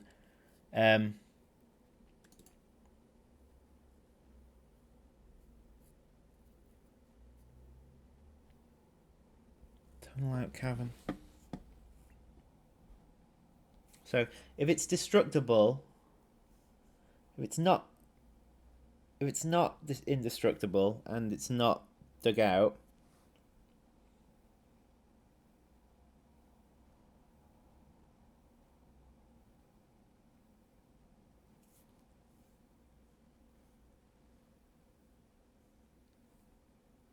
notify dig status change.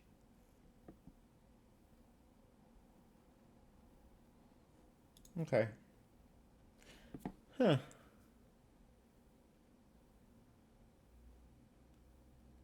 looking for something that checks whether it's a cavern or not.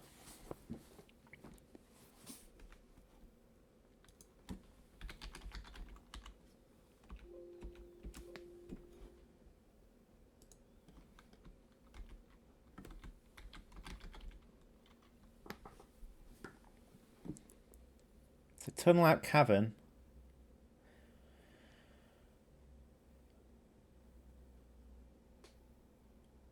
So this checks whether the one you've dug out is a cavern. If the one you this, I actually don't think I need to.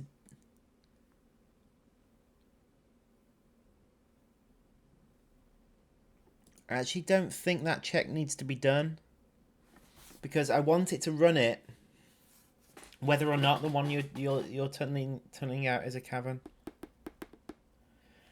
Oh boy, hey, comment. Oh, I'm on tile grid. I need to check this one out as well. Give me a sec. A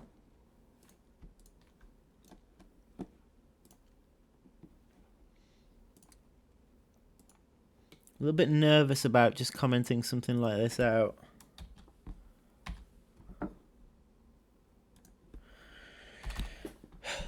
But I guess what's the worst that can happen?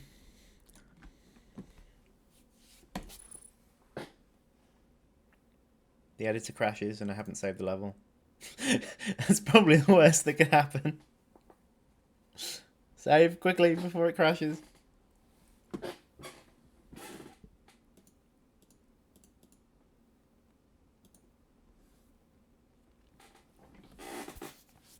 Right, let me get back to you guys. Right, what are you doing? What's going on? Oh, still the last thing that was said was congrats on 70%.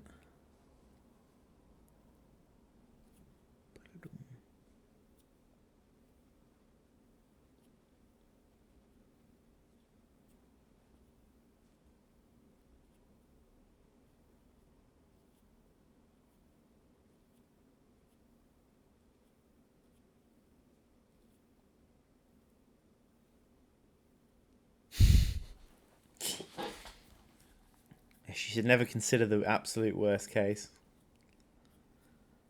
The destruction of the universe.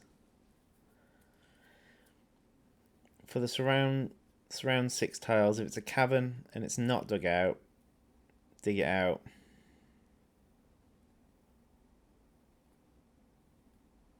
No, it's the I'm trying to make it do a cavern check each time you dig out a tile, not do one when you've just dug out a cavern tile. Because basically I want a cavern to open up if you're digging out the tile that's next to a cavern, not when you dig out the first tile that's actually in the cavern.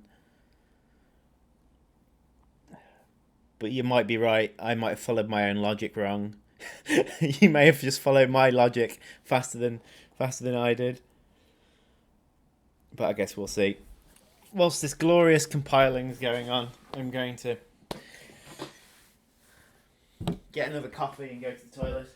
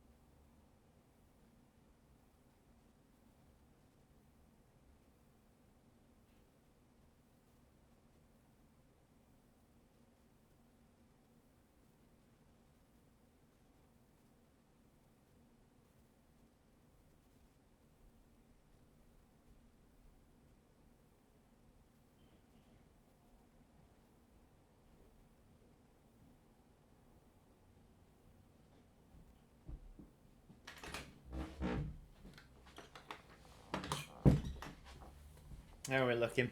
Still compiling.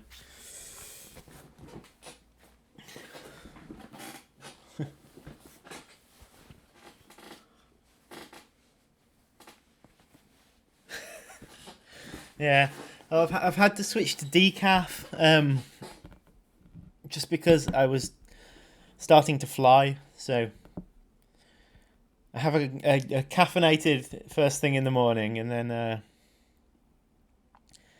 I try and stick to decaf.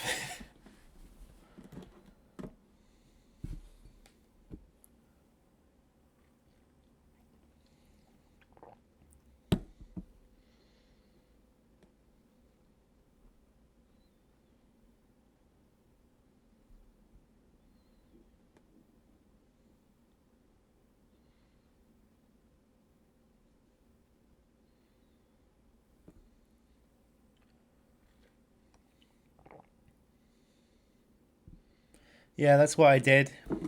I believe that's what I did at least. Oh look, we've entirely lost the queen chamber now.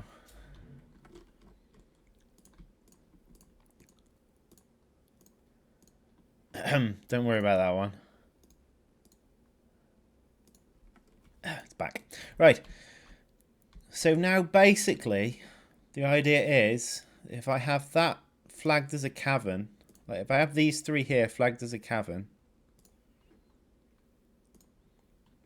when I dig one of these two, it should dig that out.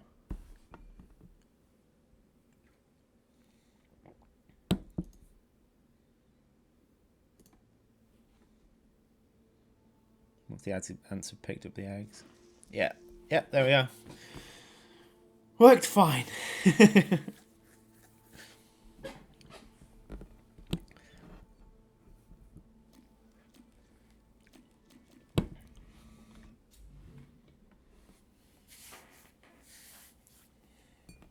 Right.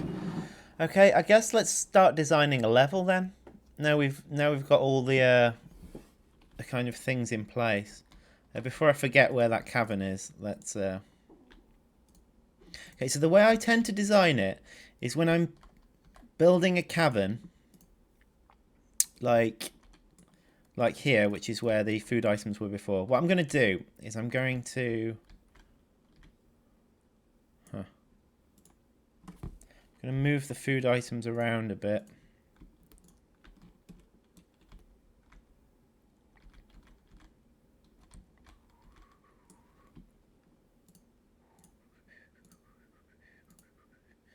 I don't really want to change these because these take a short while to put on. But if we're making a new level, the food items shouldn't be in the same place.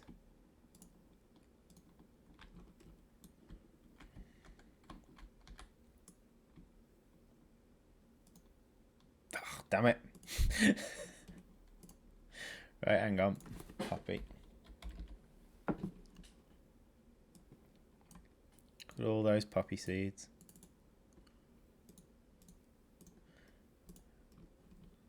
Question is, oh, they're not all together.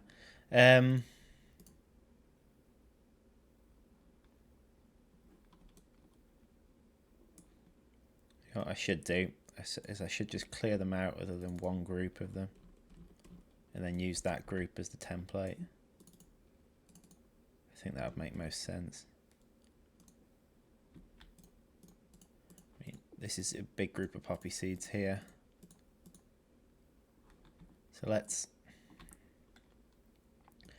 keep them and delete the rest.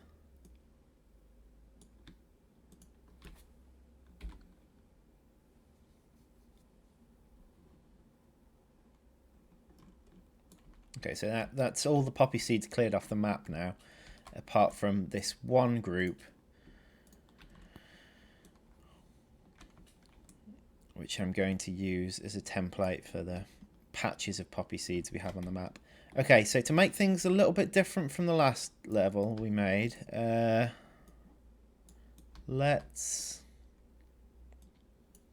start with a couple of easy food patches up here. So there'll be one there, and then one there. That'll do. And we'll put these into a cavern.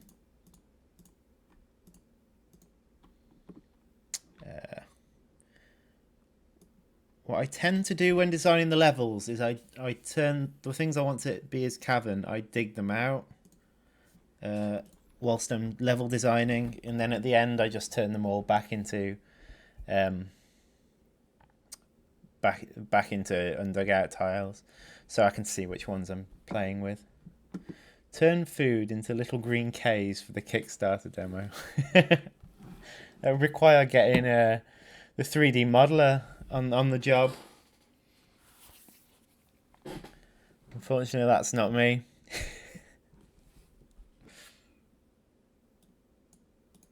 Would it be too much work to turn them into tile surface?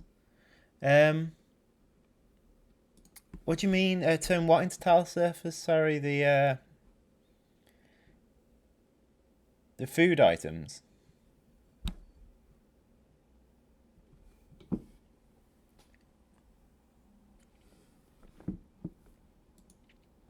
Have a quick look at the Kickstarter, see how we're going. Yeah, at the 70% mark. It's really good. Only 30% left to go.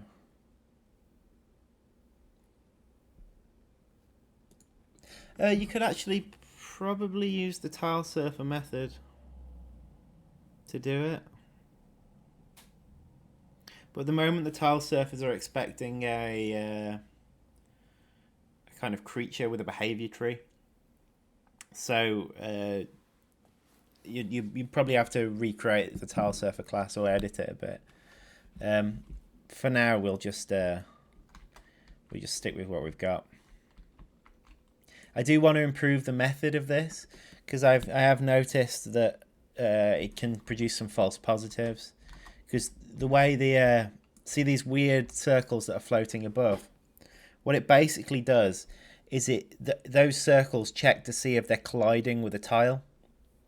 If they're colliding with a tile, it tells the ants that they can. If they're not colliding with a tile, it tells the ants that they can be picked up.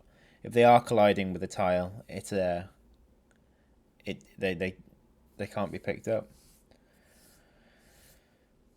So that's the way it currently works. But yeah, I think we need a more foolproof method on that one. I mean, it works fine. It's just that if it's sitting like here, so where it's half into a tile, it can produce a false positive.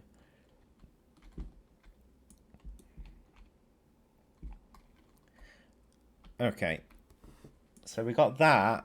That should be enough food to. I think that should be enough food to allow the player to build some black ants. So let's give them their first enemies over here.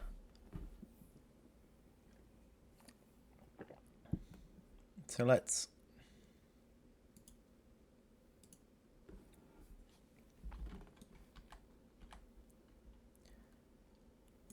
do that. Let's create some tile surfers. Just grab one of the others.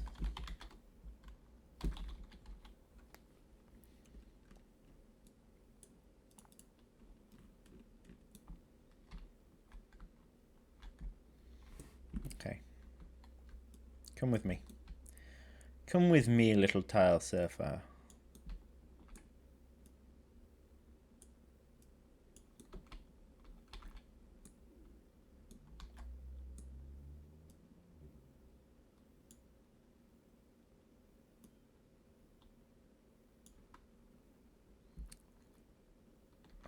I'll give the player 2 here.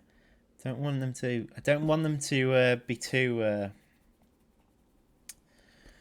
punished for digging into the second area without building any defense. Come with me if you want to feed. And these need to spawn the. That's the behavior tree they should be following, but they need to.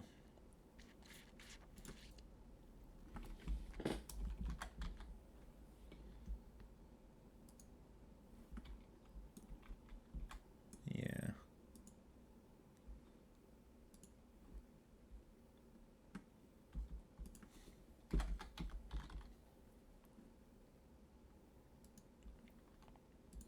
Okay.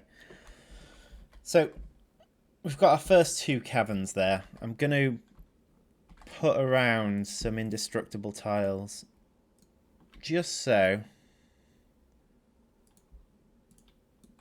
kind of lead the player in the right direction.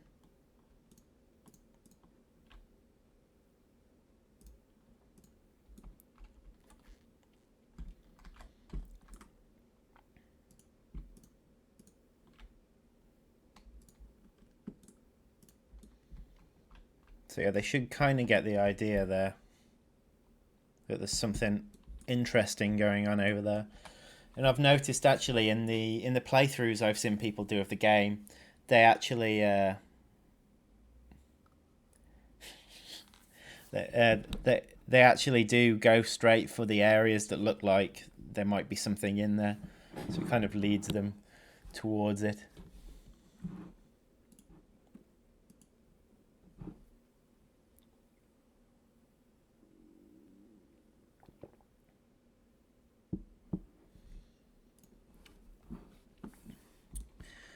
So from there, I mean, what we can do then is have fairly close to the player. If I grab the first batch of poppy seeds again. What poppy seed does it go down to?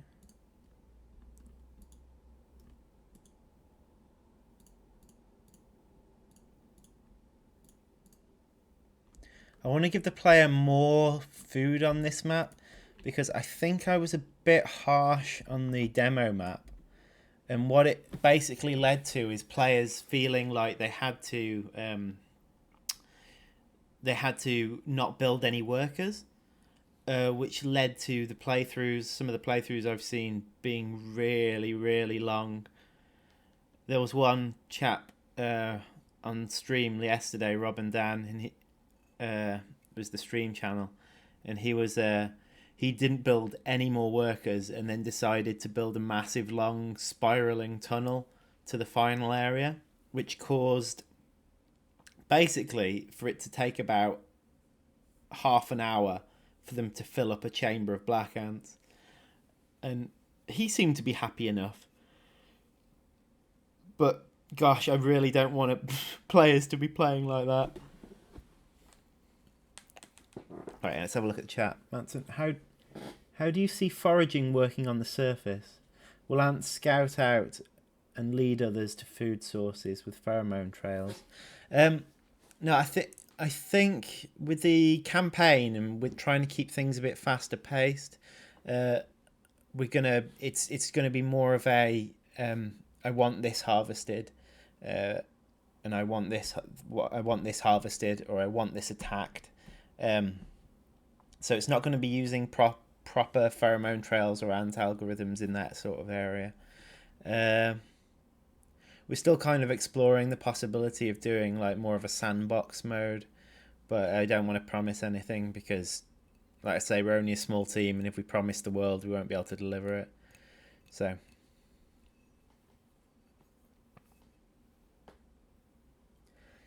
I think giving players some respawning food sources in the demo map would go a long way. Yeah, I can understand that. Although, if there's no pressure on the player, because in the demo map, in the full game, it'll kind of be a tug of war system, so there'll be constant pressure on the player to do better, and because there'll actually be a real sense of danger. Whereas in the demo, it's kind of very slow paced, and that you decide when you want to attack something, but that won't always be the case in the game. Things will attack you.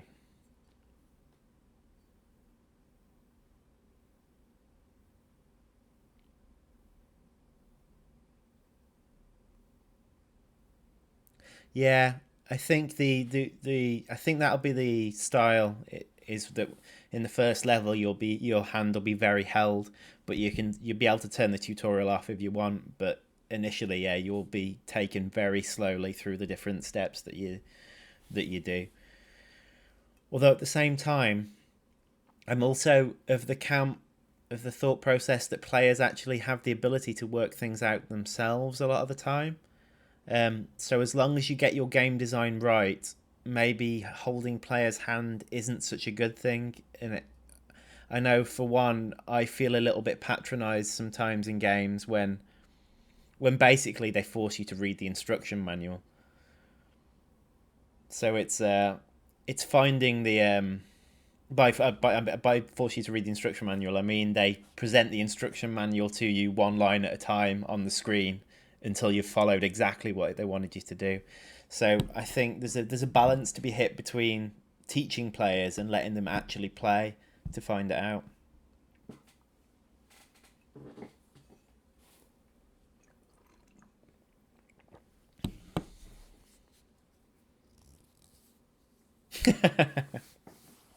Well, a sarcastic narrator. And the ants built a very strange looking colony underground.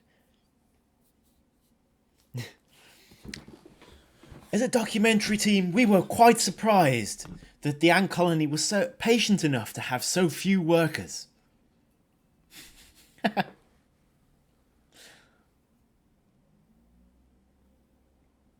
Yeah, that's a good one. If only the colony would just dig to the surface already. For pity's sake. Oh yeah. I have to add that into the stomped. Jot down. I wish Empires of the Undergrowth would have the narrator make sarcastic comments when the player is playing wrong.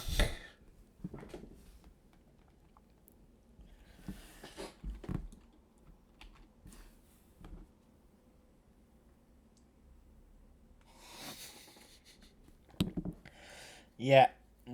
I've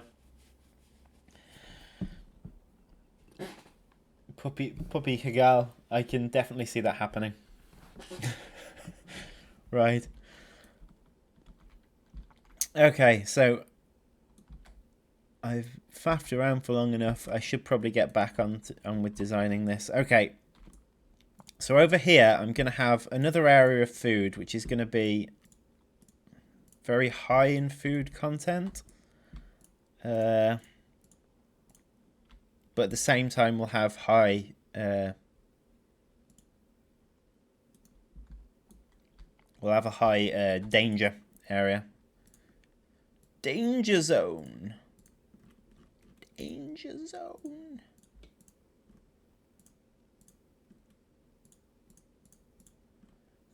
Right, someone remember what number... Okay, so poppy seed 565. Someone remember poppy seed 565 when I asked for it.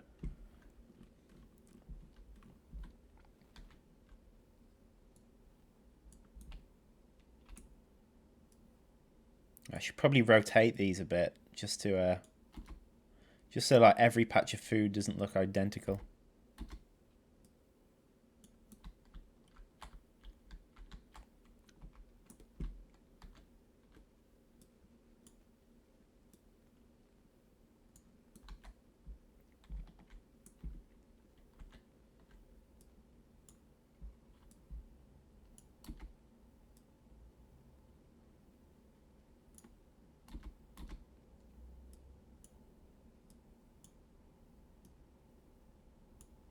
That's a triple patch of food compared to the others.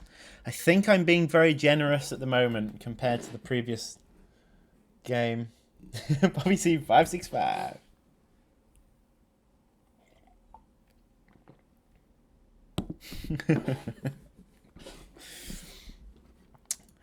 Okay, so what I need in here is some more of these where are they? These arrows, these red arrows. There we are. Okay, so these are the little devil's coach horse larvae, and this one's going to be a little bit tricky, so I'm going to make a few of these.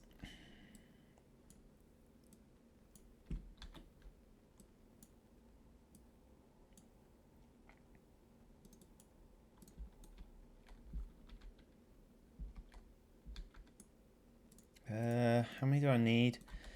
I want to dissuade... I want it to be enough for the player to look at it and go, okay, I should probably prepare for that. So... these are fiddly things to click on these.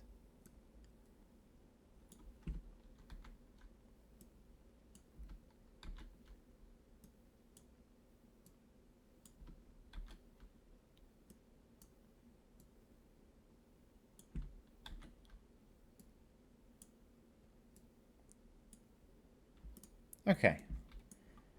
Right, save.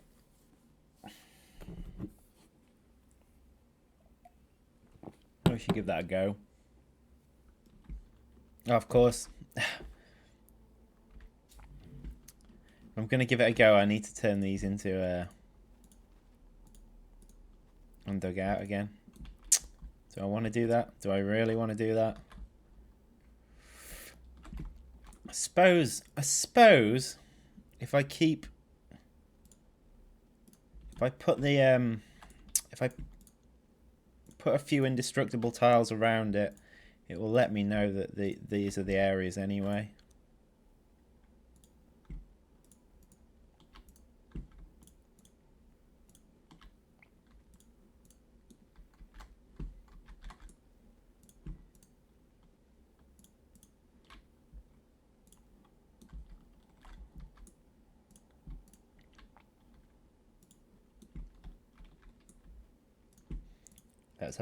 Let's have a patch here. Patch of indestructible filth. I'd like to have some more interesting stuff you could come across underground rather than just creatures and food. I have to experiment with what's possible. This is a little bug we've got at the minute. Some arrangements of the tiles don't work out. So let's just hide that. There we are.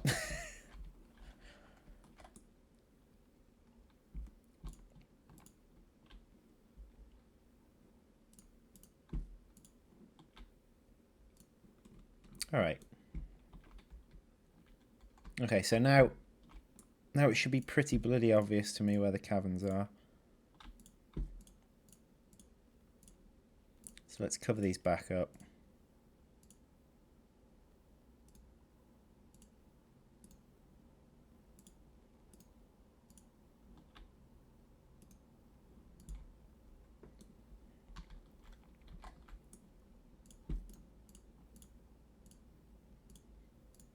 I shouldn't need to edit these again.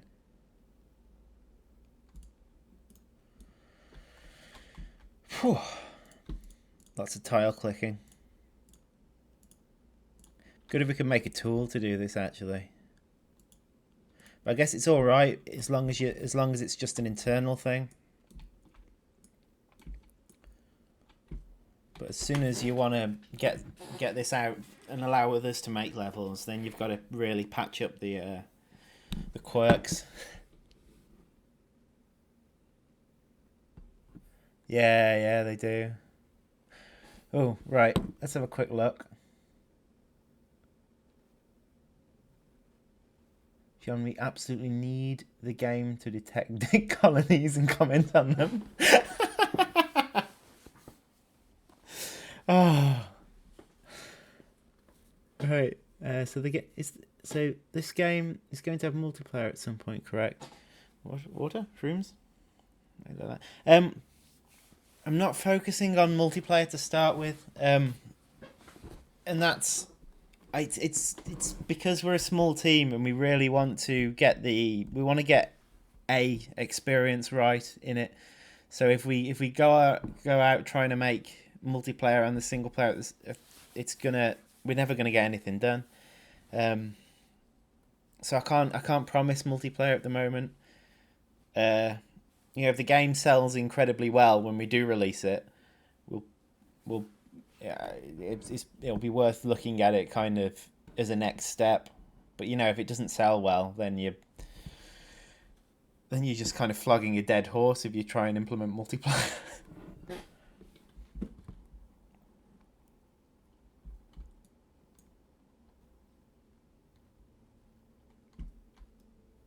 Okay. So at this level start, the idea is the player digs over here.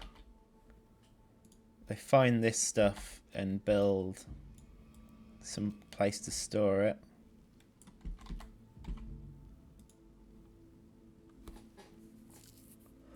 Then they're going to need some black ants in order to get through to there. Now, it's probably not too many black ants you need. Although I'm now starting to think I should make it look like there's a second area that's inviting to the player.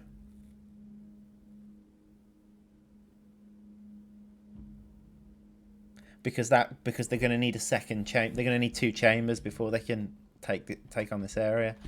So that might be worth me doing. Just building one here. Yeah, I'll do that. Okay, so I'm going to want...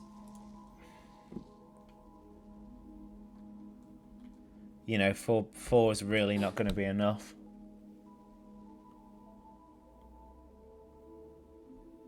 All that food in that area and it was only worth 4.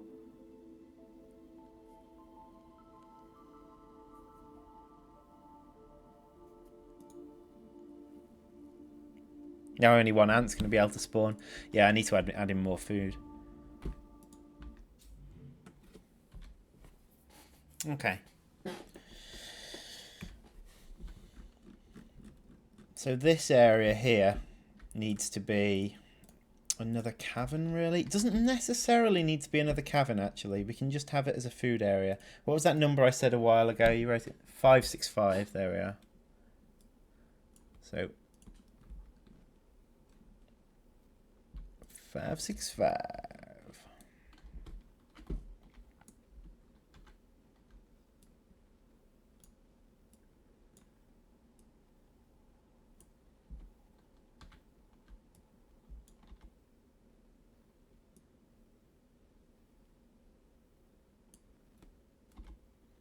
Okay, so we've got a reasonable amount of food down that way. Do I want to make it a cavern? There's no reason that we should make it a cavern. But that should give me enough to break through into this area.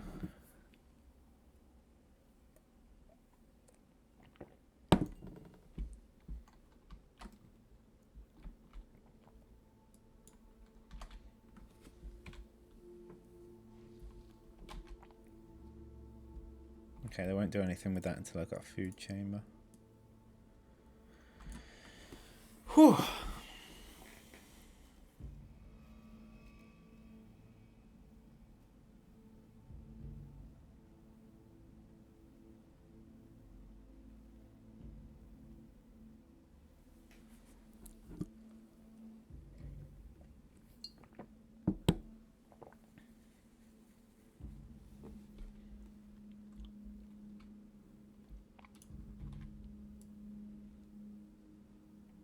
Okay. See, I don't want to make too many caverns, because caverns are good, but at the same time, you want a player to feel like they're making their own colony, so they can shape their own things. Like a penis.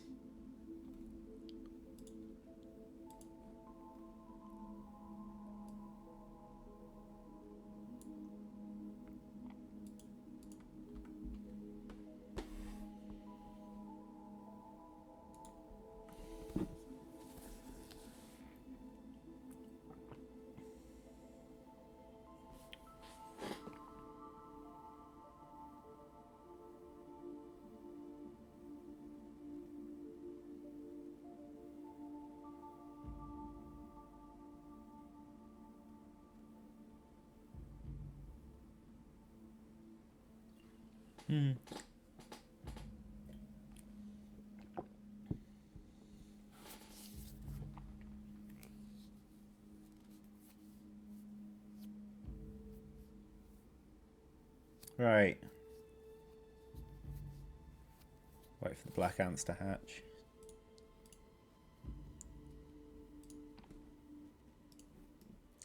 See, I think whilst this is being built here, the player needs something else to do. So there should be an area over here maybe that's got some food in. It's a little bit further out, but isn't dangerous. By that point, the player should actually have a colony and everything else can be dangerous. I think right down south, I want to create like a big nest. Oh, it looks funny.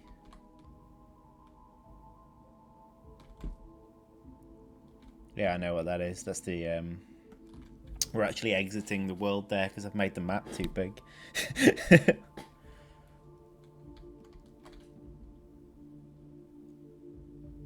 To be fair, down at the bottom probably doesn't have a nav grid covering it yet. Anyway, we've got a force now, so we should easily be able to kill these. Oh, look at them! Oh, aren't they cute? Tiny little devil's coach horse.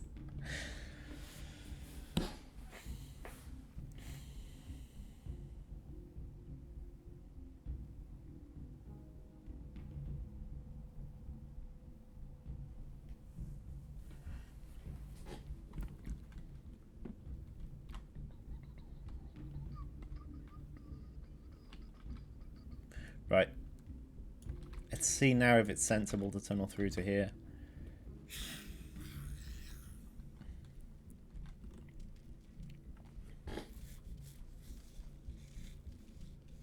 Still not sure to do about... Oh, look, the workers are rotating when they're dead. I need to look at that. I think I know what that is.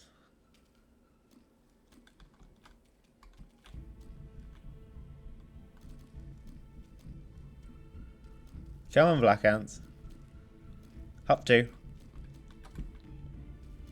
The minute the workers are distracting them, at least. But if I lose all my workers and there's only one left... Whoa! That was almost game over. Don't have any workers left. There's no one to take an egg from the queen to the nurseries. Right. It's one of the things that definitely needs fixing soon is the yeah. They should either try and flee from combat or should try and defend themselves, maybe. Probably flee though. You probably don't want them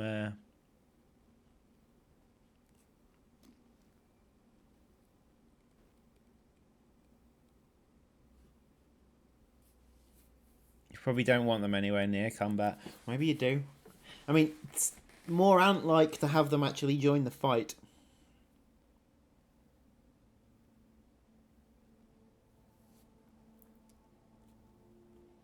But as a player, do you really want your workers killing themselves?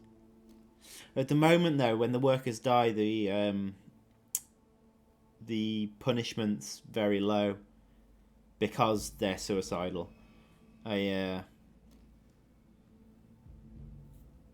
just respawn for free. To be honest, I should have built more worker chambers by now. But either way, we've reached the end of this map. There's nothing else to do on here yet. What's this in the top left? Oh yeah, that's of course that's where I shrunk the map to earlier. Okay. So next, we need to make things more spicy. I will deal with the worker issue, but not right now.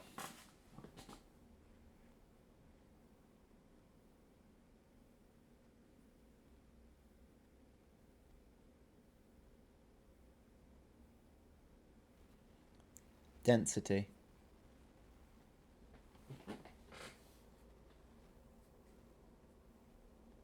Low density equals flee. Right, so you mean if there's not many if there's not many other ants nearby, they should flee. Yeah, that might not be a bad call.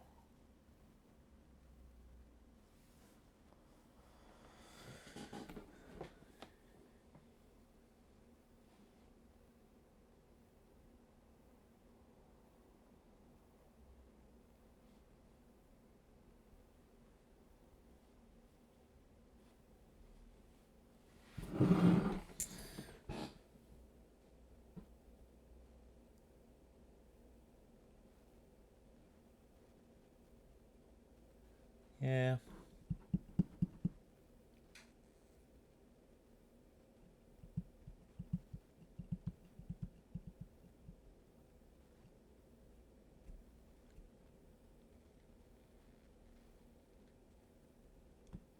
Yeah, that makes sense.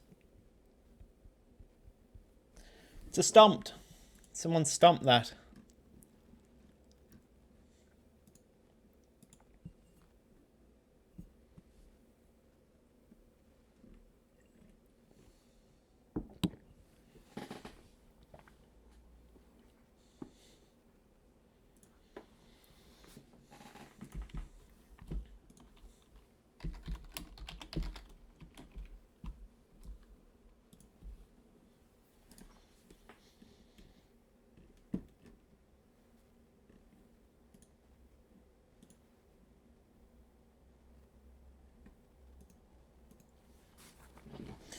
Right. Okay, so let's have a quick look at the Kickstarter, actually. See where we're sitting. We're actually sitting at 380 at the moment. We've been stationary there for a little while now. I think that's probably the Imgur post disappearing from the front page. But no, that was great. That was an amazing influx of support.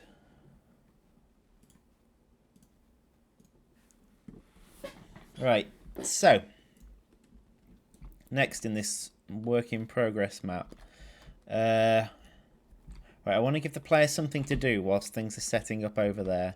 So let's create a patch of food over here and kind of encourage them to build their colony in this direction. So 565. Well, at the minute, I think I'm probably being too generous with the food.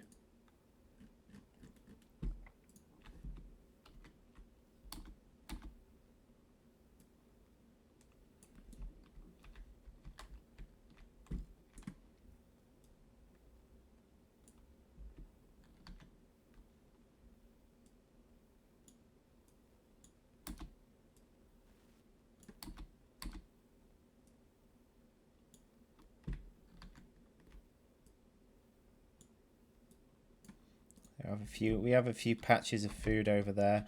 I'll kind of create some vague sense of interesting rock formations over here. And then we need to start placing some enemies around. Maybe I should start creating the Devil's Coach Horse Fortress.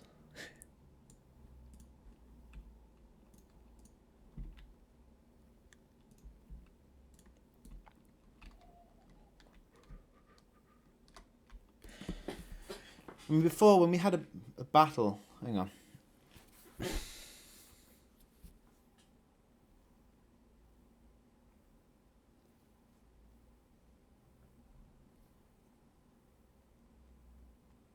Did I plan to support anything like Possession in Dungeon Keeper?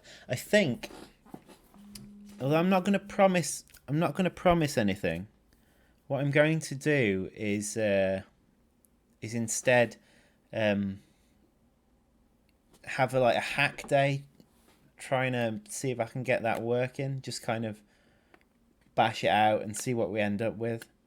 Because I think it'd be a really cool feature is being able to possess things, but I don't think it's a core feature. I think the game will work without it. So something I'd definitely like to try, just to see how it felt.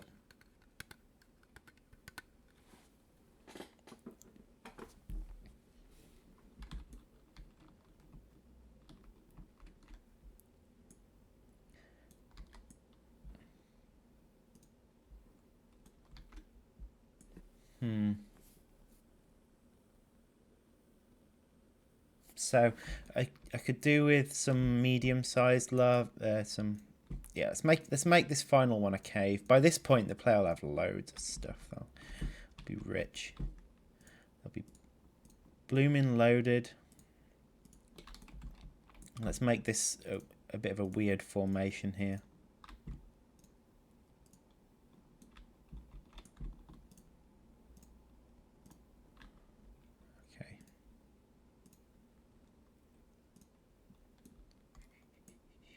I think these can be medium-sized ones now.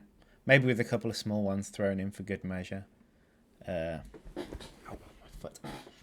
It's sitting on my foot. I've never learnt to sit on chairs properly. Okay.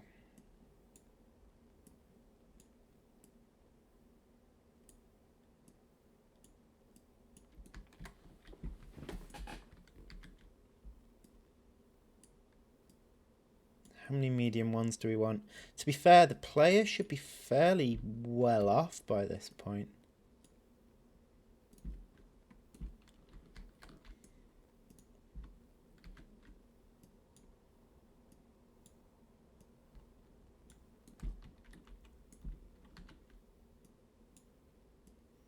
So this should be a little bit of a challenge for them.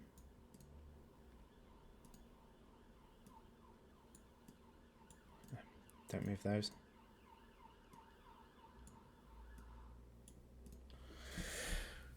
Police sirens. Sounds of Liverpool.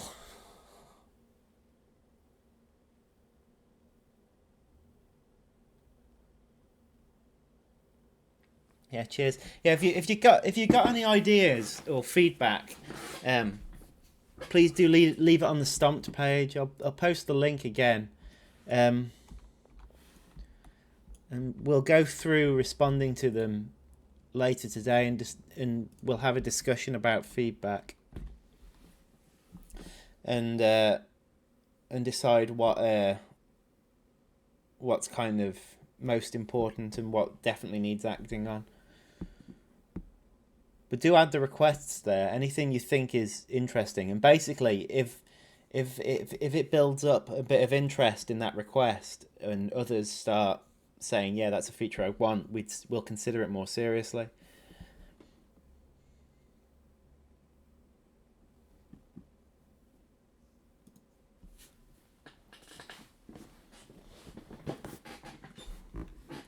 Not that we won't consider everything seriously, but you know, if there's more interest in something, we're more likely to pursue it. Probably didn't need to justify myself there. Okay, one more. Oh no, I want to make some small ones. Yeah, well, I can make them with this. Okay,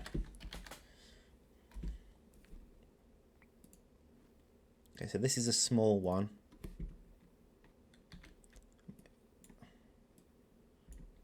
These are small ones I'm putting in. Am I going over the top here? Someone tell me if I'm making too many. I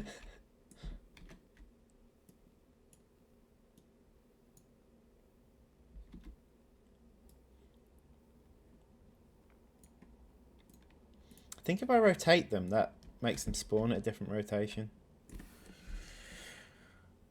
Presume it does. I didn't make that class.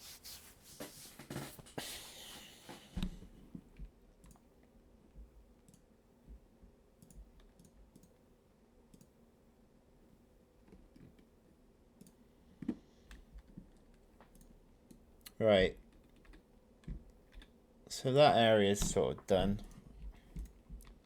We'll give kind of a clue to the player that something's about to happen when they get here. Because as fun as surprises are, the surprise and the shock.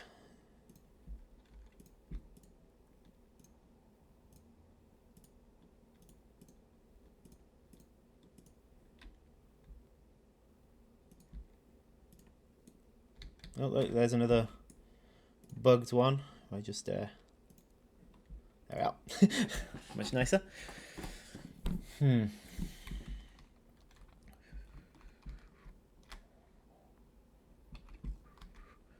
want to build like a fortress somewhere. What are the dimensions of the other map I worked on were? Hang on. Let's save this. I'm going to change the dimensions of this a little bit. Try and get it to the same as last time. I think I've made it 50 by 50. I suspect it was 50 by 30.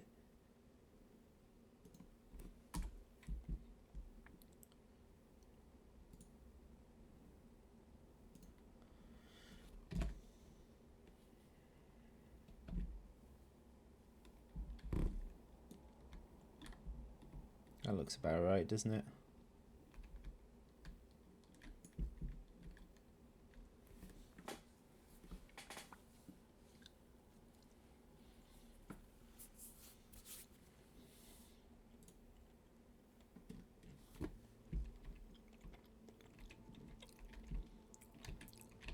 Yeah, that is right. That's the enemies from before. Okay.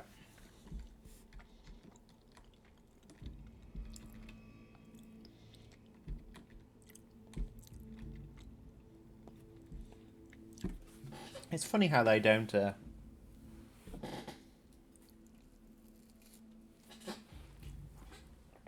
spawn. Hilarious.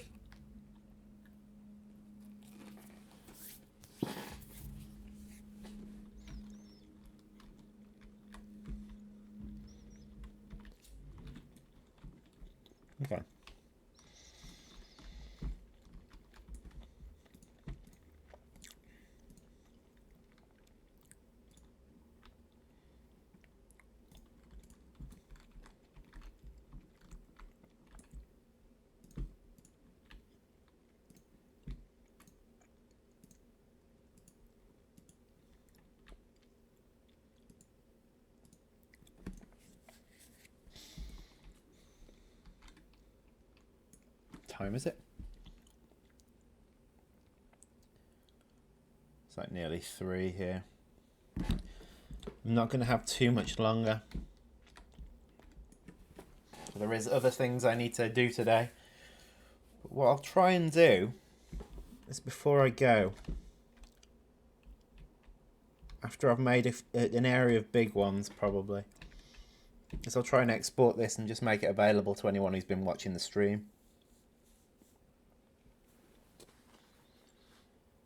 I don't want to spread this into the wild because it's not finished. But I've got no problem with people giving it a go. And also, it's not that different from the demo that we've already put out anyway, so it's not really interesting enough to spread.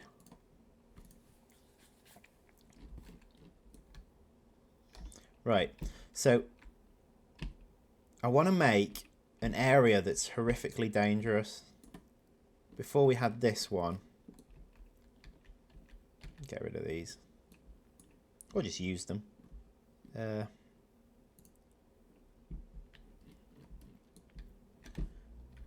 a look at these. Are these all within this area? Looks like it. From there to... Okay.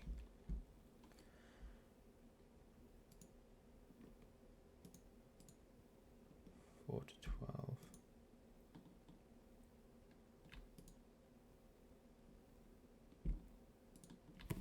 Let's bring these over more central.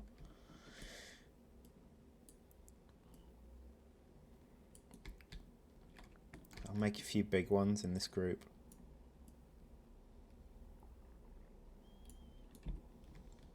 Then I'll dot a load more food around the map, and I'll make it available. Because these big ones are going to be a nightmare for anyone to take out. Let's get rid of these. You saw how they rinsed through. What is it? We needed 100 and something to deal with it.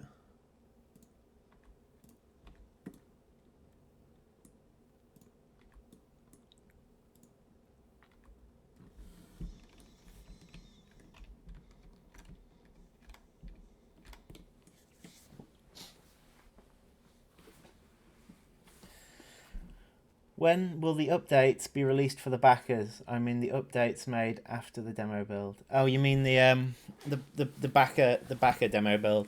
I'm thinking we leave it. I want to leave it kind of later into the Kickstarter backing, because I want to make some major changes to it, to the game. So I need the Kickstarter will go quiet in about a week, probably. It'll probably go completely quiet. During that time period, I should be able to get some time to really knuckle down with the game code, and then as the Kickstarter starts ramping up towards the end again, I think at that point is the time to hit with the backers copy of the demo, which will have improved features in it. Quite. There should be some quite significantly improved features. Try and get them in.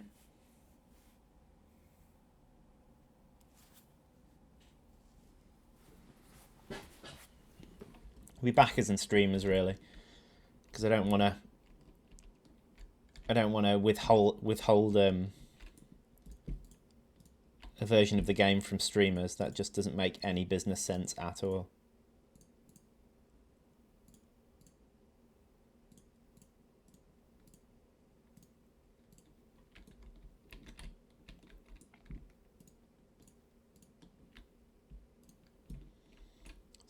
Do some fancy patterns around the edge here. Make people think there's interesting things over here when there's really not.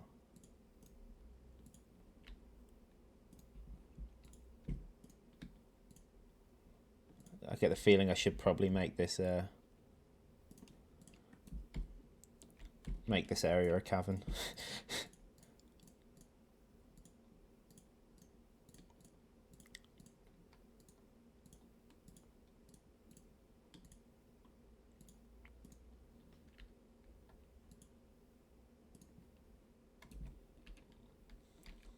Let me just check the nav grid. I just want to make sure.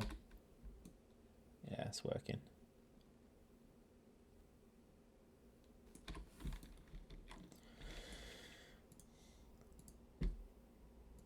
So these, I want these to be large ones. Just a couple of them.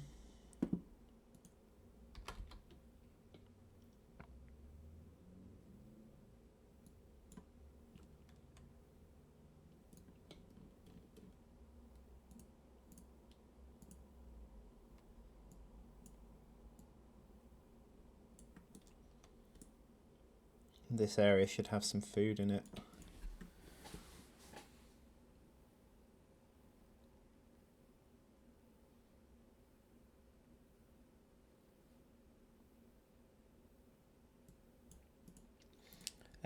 I possibly saw it.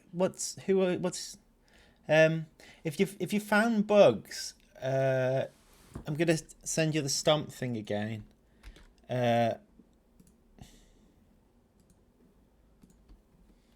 Just do an I wish on on Stomped and say I wish Slug Disco would fix the bug where, and if there's not enough space to put it in a single Stomped, try putting it in in the comments of that Stomped, because the comments can be a lot longer.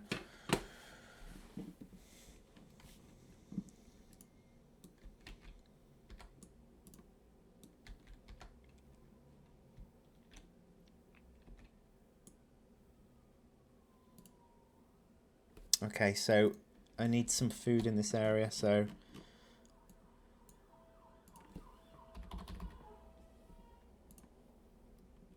5, 6, 5.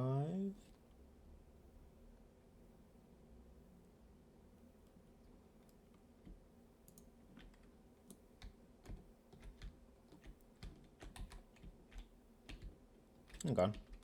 Why are you selected? Stupid thing.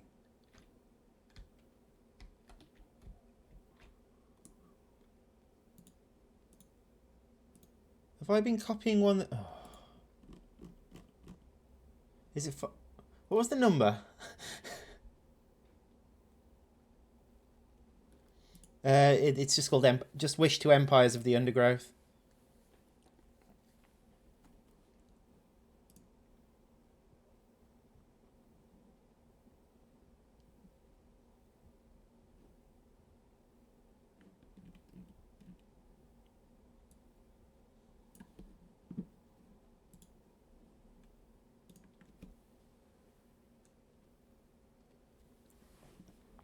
Okay, so what am I doing? I'm slightly worried that I might have made some food outside of the map now. No, I think I'm alright. What's that blooming number? It's up here. It is 565, but... Oh, never mind. Let's just assume it's working fine until the ants bug out and try and end up walking into a wall trying to pick up food. Whee!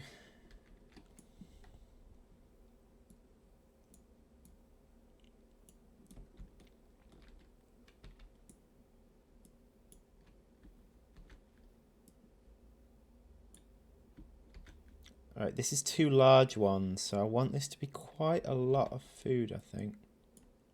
I should probably be rotating it.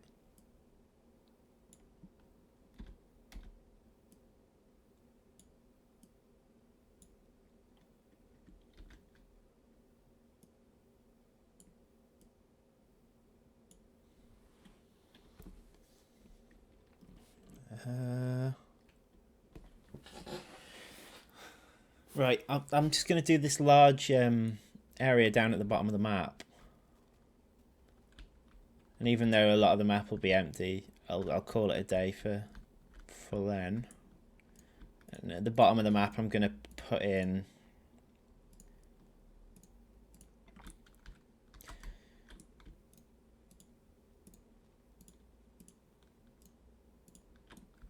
I'm going to put in a large chunk of the large ones, which should give you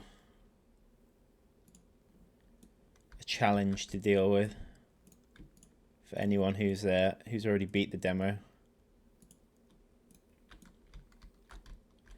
I have no idea whether this is possible, by the way. That is part of the reason why I'm not going to put it up on NDDB or anything.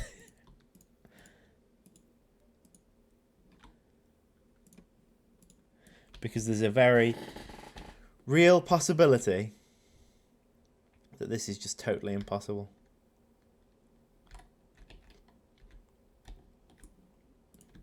Okay, so let's...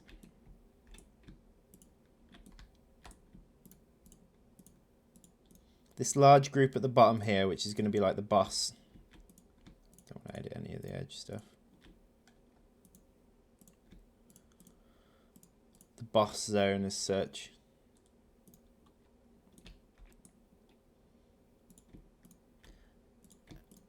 I'm not going to put any food in with them. So you're not going to have the...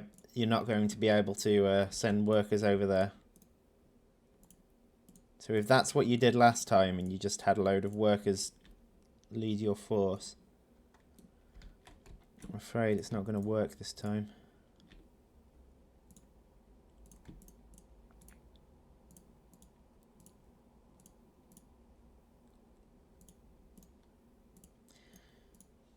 Maybe I should force this into a bottleneck so people can't get it.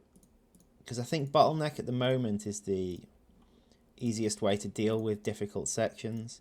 So if I force the player into a bottleneck here, it might be worthwhile.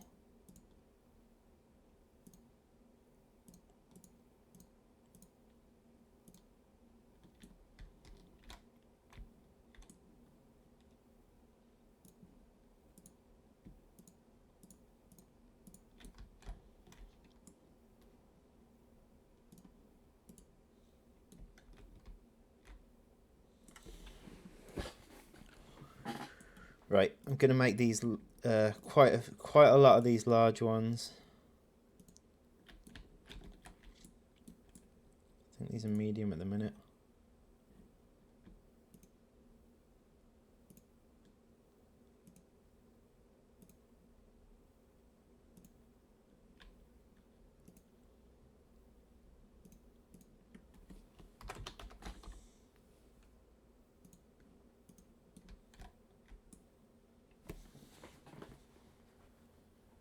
You have other types of ants coded in the game, like leafcutter ones. We've got them modelled, and we did have them in our previous engine that we were using when we were using our, an engine we made ourselves. But at the moment, they haven't been put into the Unreal Engine yet and hooked up properly.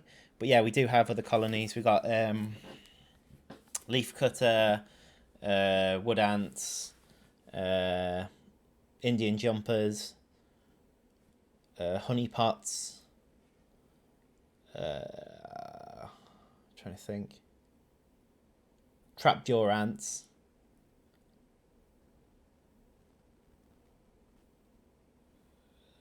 There's a whole host of other types of ants coming. And they all have different abilities based on, and stats based on what they naturally do. I say based on, it's not exactly what they naturally do, because to be honest, we're making a game. But at the same time, what some of these ants do is insane. If you look at the trapjaws, for example, their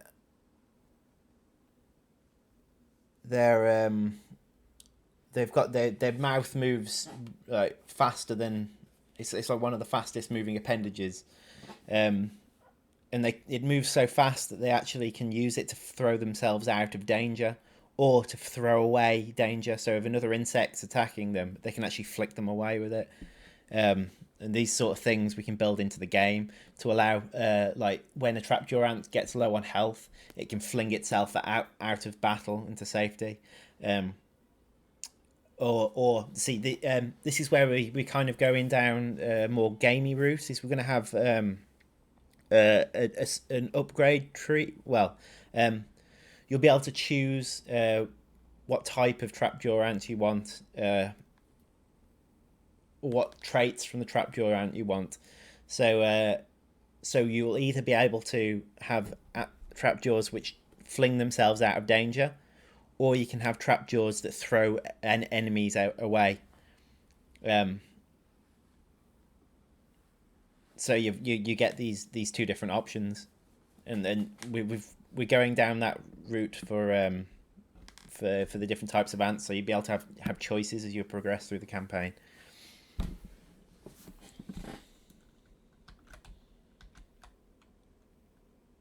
Okay, what did you say? Ultimate. You don't necessarily need to indestructible the whole area. Small groups of walls will stop players from digging large caverns there, which means players dig their own bottleneck without feeling on rails. Yeah, no, you're absolutely right. You have to allow the players to explore and work out what works underground. And to be fair, when the game's got more different types of ants in, with other types of ants, things might actually work out differently. Your approach to it might be quite different. Yeah, I think you might be right there. I think players should be able to decide themselves. So let's not force the bottleneck, shall we?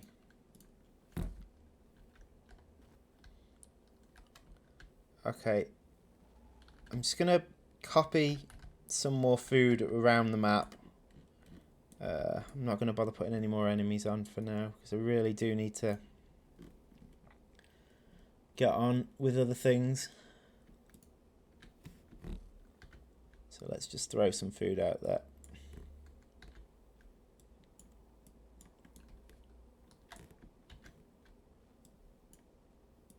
I have no idea how much food I put on this map, by the way. Or if it's possible. Or how dangerous the enemies are. These are all things you're going to have to experiment with. And let me know.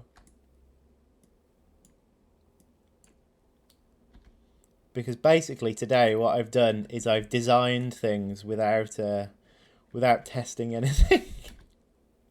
Well, we did do tests. We did tests on the large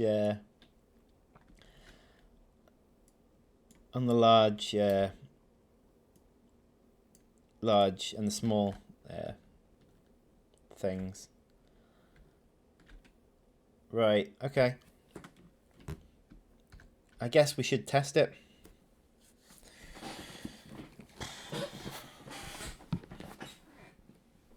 I have no idea how this is going to go. Alright, okay, my queen chamber's broke again. Give me 1 second.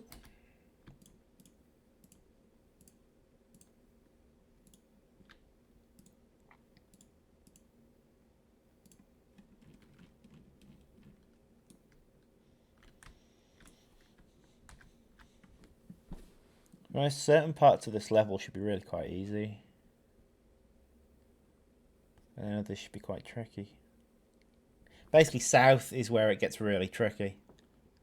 Everywhere else is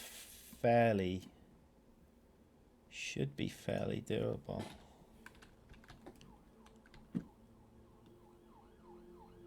Okay.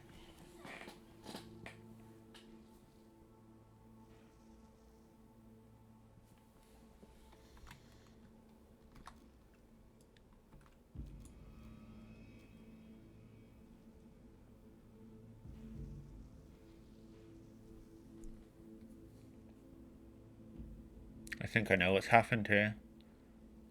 I think when I change the map size, it's reset all the caverns. So I don't think any of these will be caverns. And like it did with the Queen Chamber. Yeah, that's what it's done. Right, give me a second to fix that. So there's a lesson. Don't change the map size once you've got caverns set up. To be fair, I need to fix that. I know what that is. It doesn't need to be dug out, it's a cavern.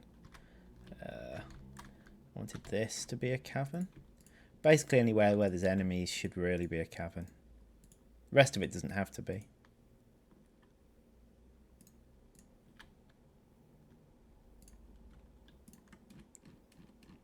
I believe this will still all be cavern.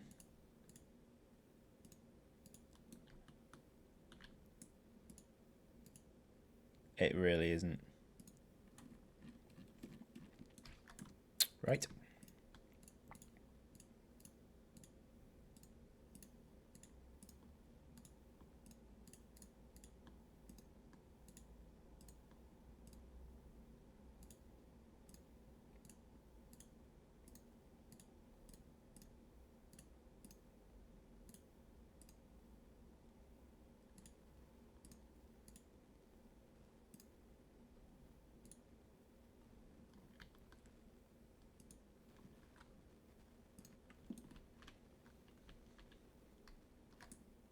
What this? Oh, this is still cavern. Good. Okay. Must have been at that point that we changed the map, but this won't be. Yeah, cool. Let's deal with this. Shouldn't take a minute.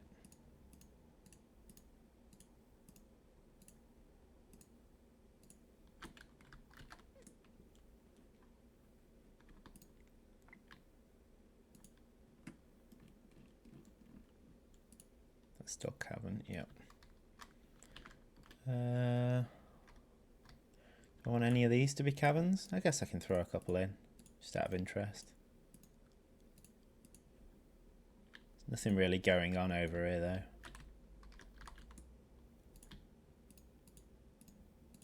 I'm just intrigued to see whether the level's actually possible.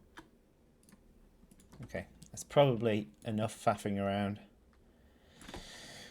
Whew.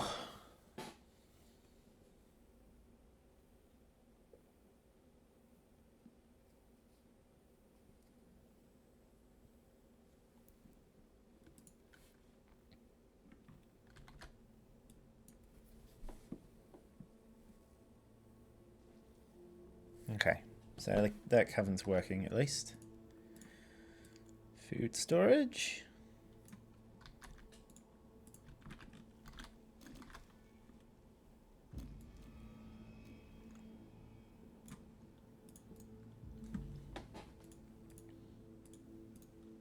You know what? Oh no, it's not cavern, is it? Whew, right.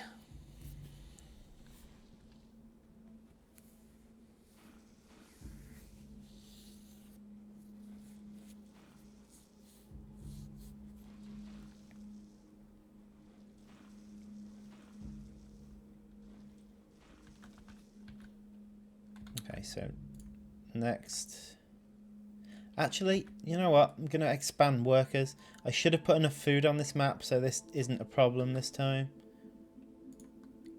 He says, and then remembers the amount of large enemies he put down here. Well, we'll see. If I build more workers, at least this will keep this test running nice and quickly. I really have no idea whether I'm going to successfully manage this or not.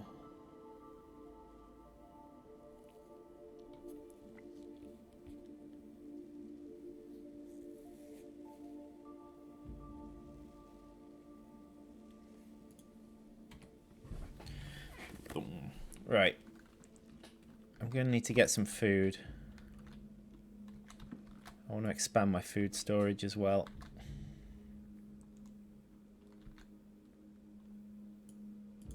I don't think there's any reason why I can't just do that at the moment.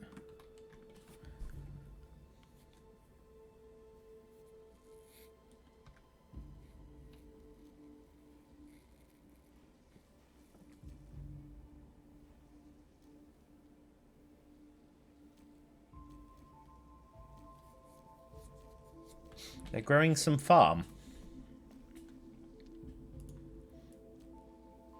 Farming? Okay, we got plenty of workers at the minute, so I think I can calm it down on the workers. And I'm going to get another coffee. Whilst my ants deal with this huge amount of food I'm about to dig out. Because I personally know that there's absolutely no danger over here. So I can do what I want. Oh, there's one up there. It'll be left from the last level.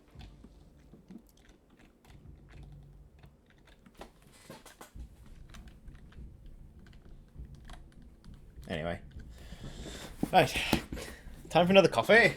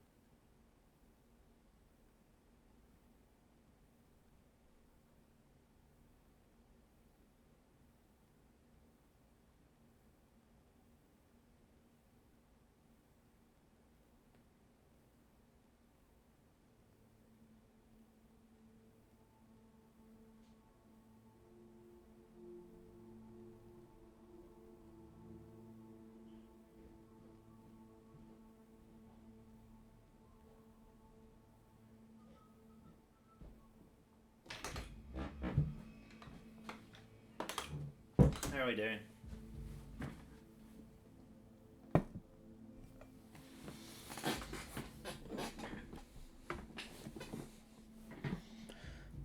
Oh, right.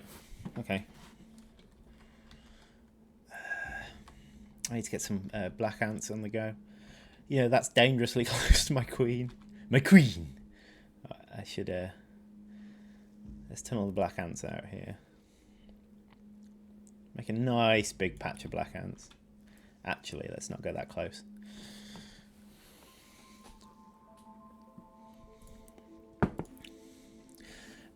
Before I do that, I'm going to build more workers because I actually feel like I don't have enough at the moment. I know the previous demo kind of promoted you to not build many workers at all, but it's not how I actually want the game to feel. I want you to feel like your colony needs a lot of stuff going on. Yeah, I've definitely added a lot more food into this.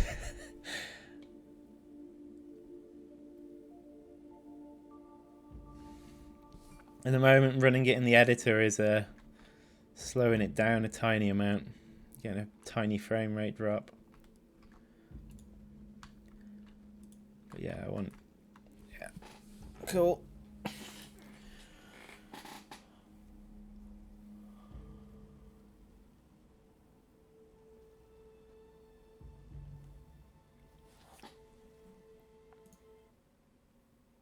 So a quick look on social medias.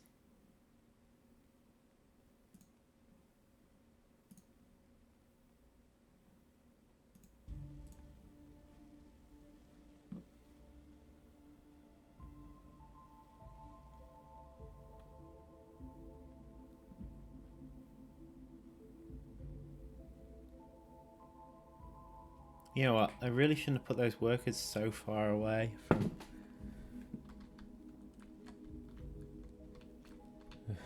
It's going to take ages for those to get to there. Let's cut through. He got confused. He arrived to dig that out and then like, ooh.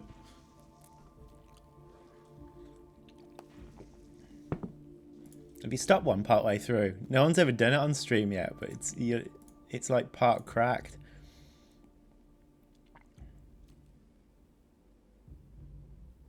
Great. No, they're not going to get round to it, are they? Oh, for flip's sake. Oh. One sec. Back in a second.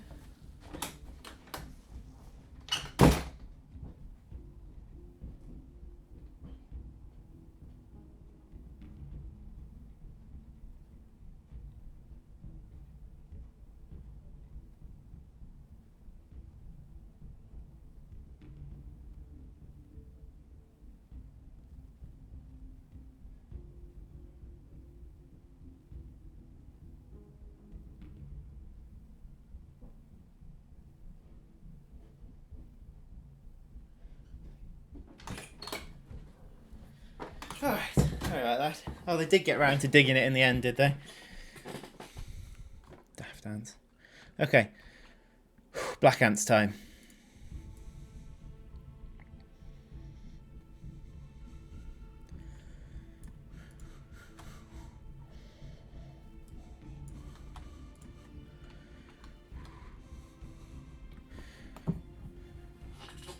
This is actually going to be a bit of an engine test to see how many black ants we can get.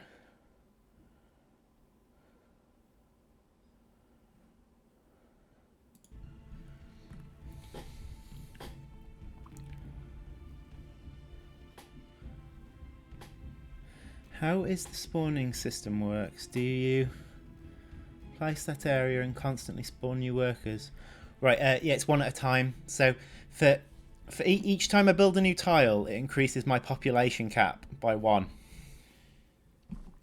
That's my workers' population cap. That's my soldiers. So yeah, each tile can have 1 alive ant at any one time. It's basically how it works.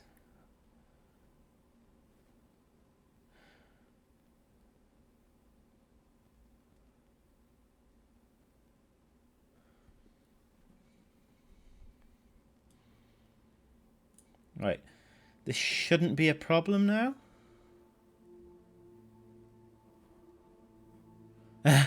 That's the one I rotated. Okay, clearly you can't rotate the spawning things. I didn't make that class. Alright, they've slaughtered them. Okay, next. Next!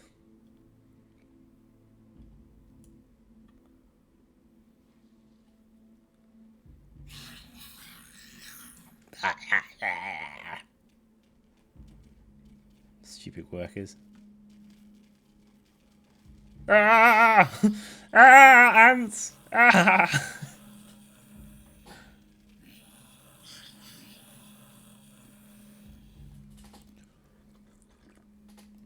Okay, that worked well. Do I just tunnel into here now?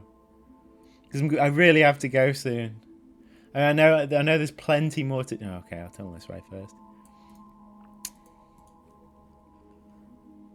I've only got 32 soldiers, actually. I'm not rich in soldiers. I need to stop acting like I am.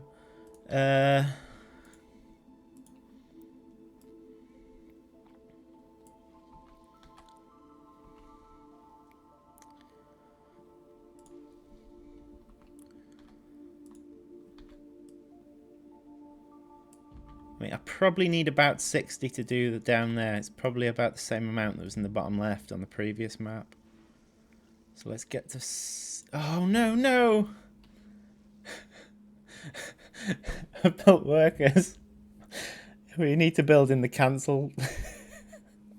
Because I can't stop him now.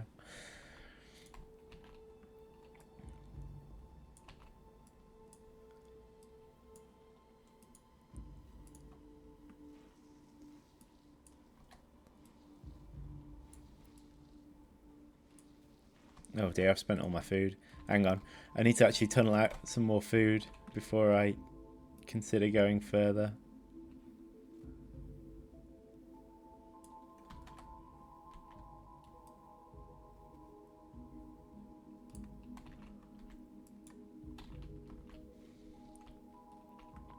Well, I've got 47 workers at the moment, so I'm rich in workers.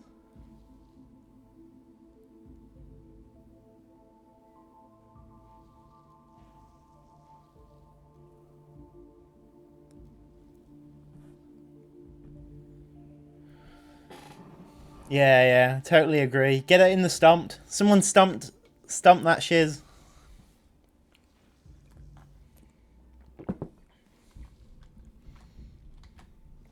These are things that need to be fixed for the demo, really.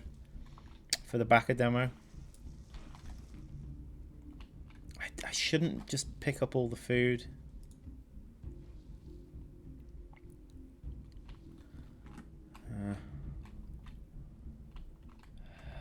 Don't want to go that way. Do not want to go that way. There's not actually much food up here. I don't know if it's even worth taking them on. So this will be worth doing. There's loads of food in there.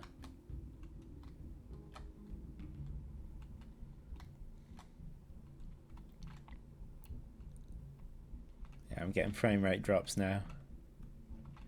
This game's obviously not properly optimized. I mean, it's not bad. I've actually been surprised at how well it's run, all things considered, because lots of people have been saying they were surprised, even being an alpha build, that it's running so well. I was surprised as well.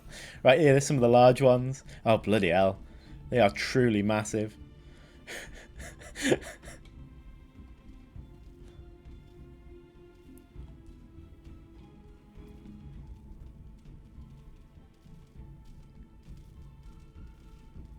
Go on, lads.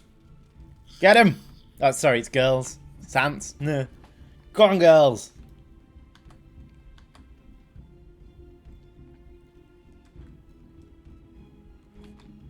Okay, so that's a lot of food.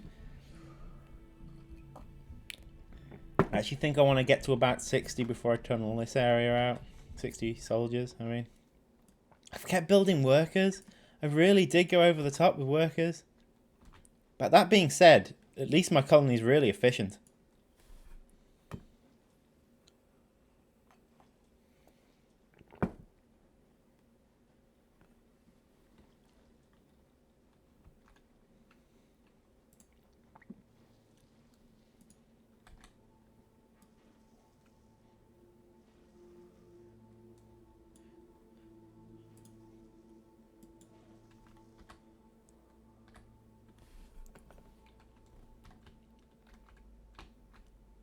Still loads of food to collect here.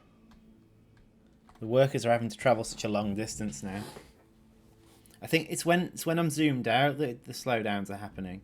My guess is that's actually due to the lights.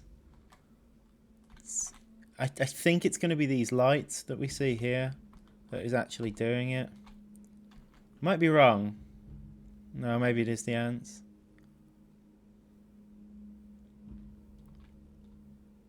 To be fair, there's a lot of ants on the screen.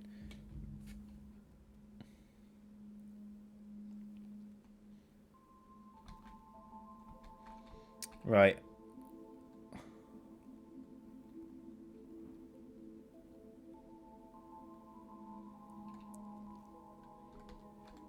Okay.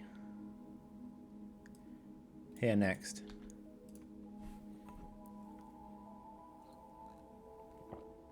I've reached 60 now. Actually, I don't want to approach it that way. Let's approach it this way. I think these are just small and medium ones mixed.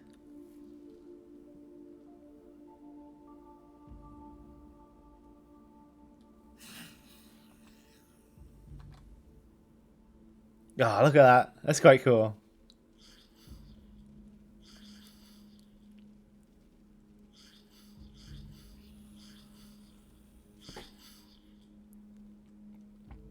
Look at those workers. They just don't give a crap.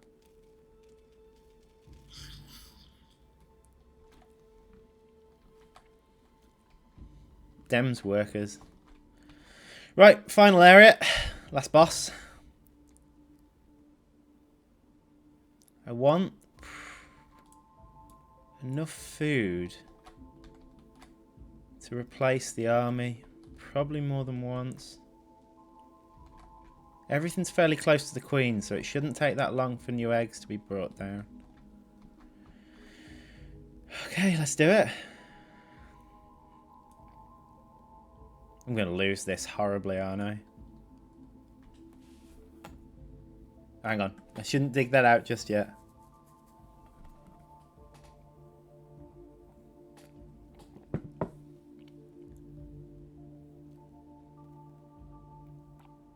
Let's get that. Let's get the soldiers up to the amount that I've actually got.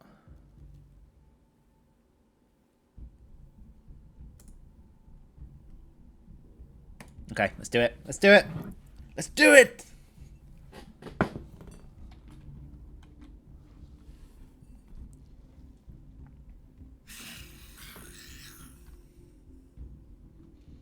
Oh, crikey.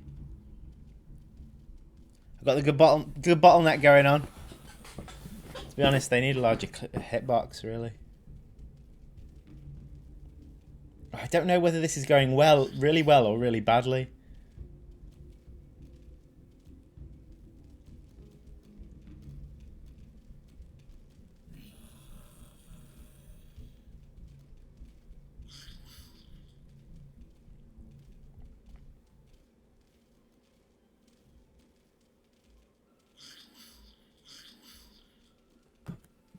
Oh, I think I'm laughing.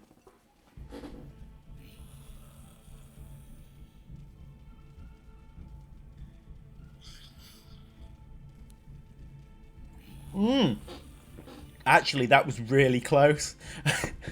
Presuming I win this. Oh, bloody hell. Okay, that was way closer than I thought it was going to be.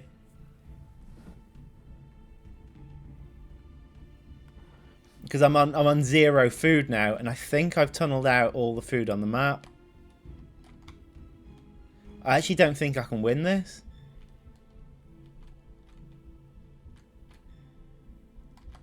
Because as much as that looked like I was owning that entire situation, I have no food left, which means, and there's no food left on the map, which means the amount of soldiers I have to be able have to now be able to deal with the rest of the map.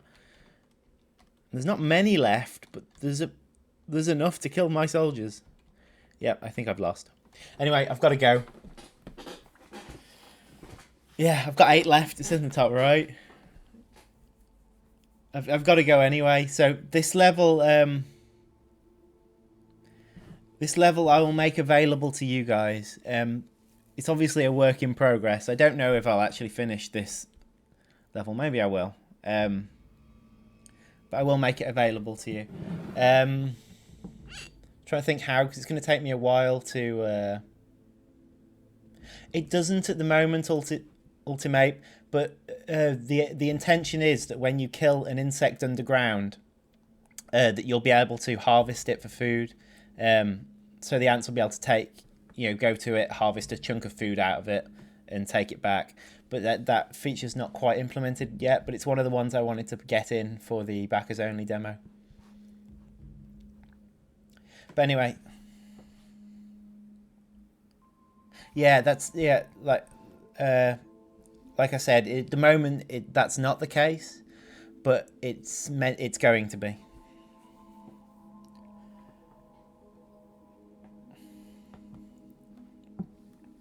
Right, so thanks very much for joining. I will make this available. It won't be available till later today because I need to compile the whole thing, and there's a couple of things I need to hook up from the main menu, and it'll literally be a new build of it, which will just have this map in.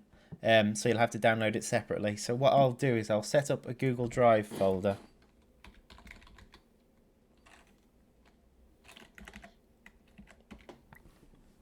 Which I will share with anyone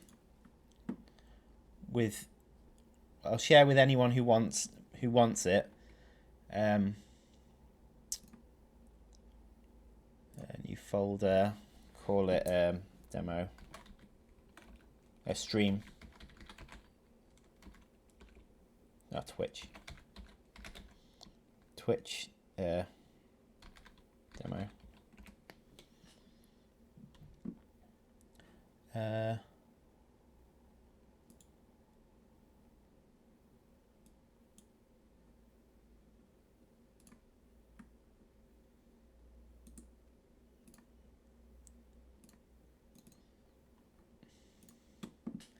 I'll make a document in here.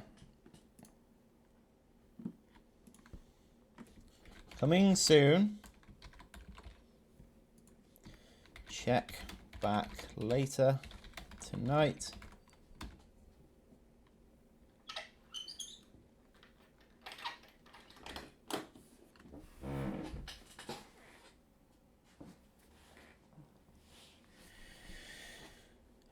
Check back later tonight for demo build. Okay. So I need to change the settings on this folder.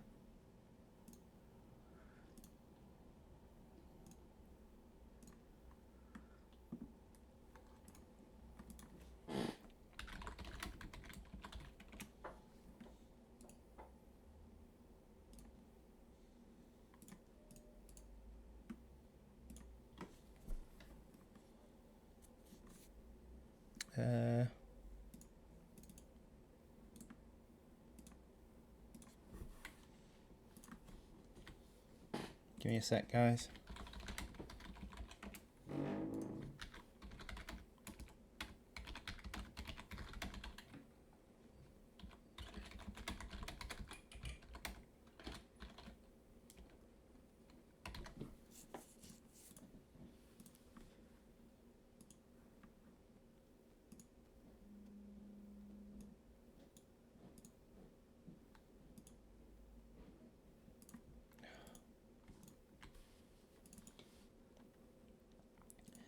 Stupid thing.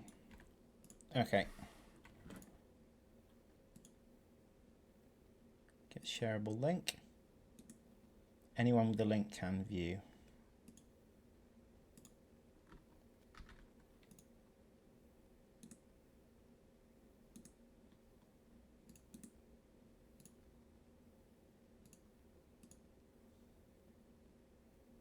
Yeah, cool. Okay, I should just be able to give this to you.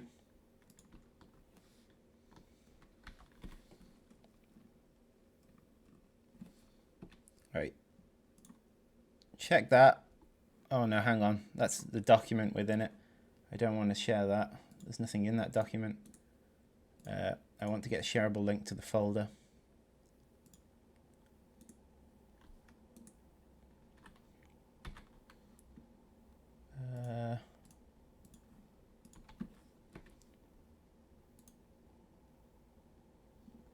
Okay, so yeah, what I will do is I will turn this map into a standalone build, and I will drop it in there later today. Thanks for joining me for this dev stream, guys. It's a new experience for me developing whilst on stream. So you'll have to let me know how it went, and if you liked it, let me know. Yeah, at the moment it is just a Word document. I need to do a full build of the game, and later today, the full build of the game will be put into that folder. So you just have to bear with me because it takes a while to build the game. So into a standalone game. So you're just gonna have to wait until later. Okay, but it will be in that folder later. So for now, I will say goodbye and thanks for joining me. Don't forget if you got any feedback, just to leave it in the Stomped, on the Stomped page, because it's a nice simple way of me keeping everything together rather than feedback coming in left, right, and center. So yeah, thanks very much for that.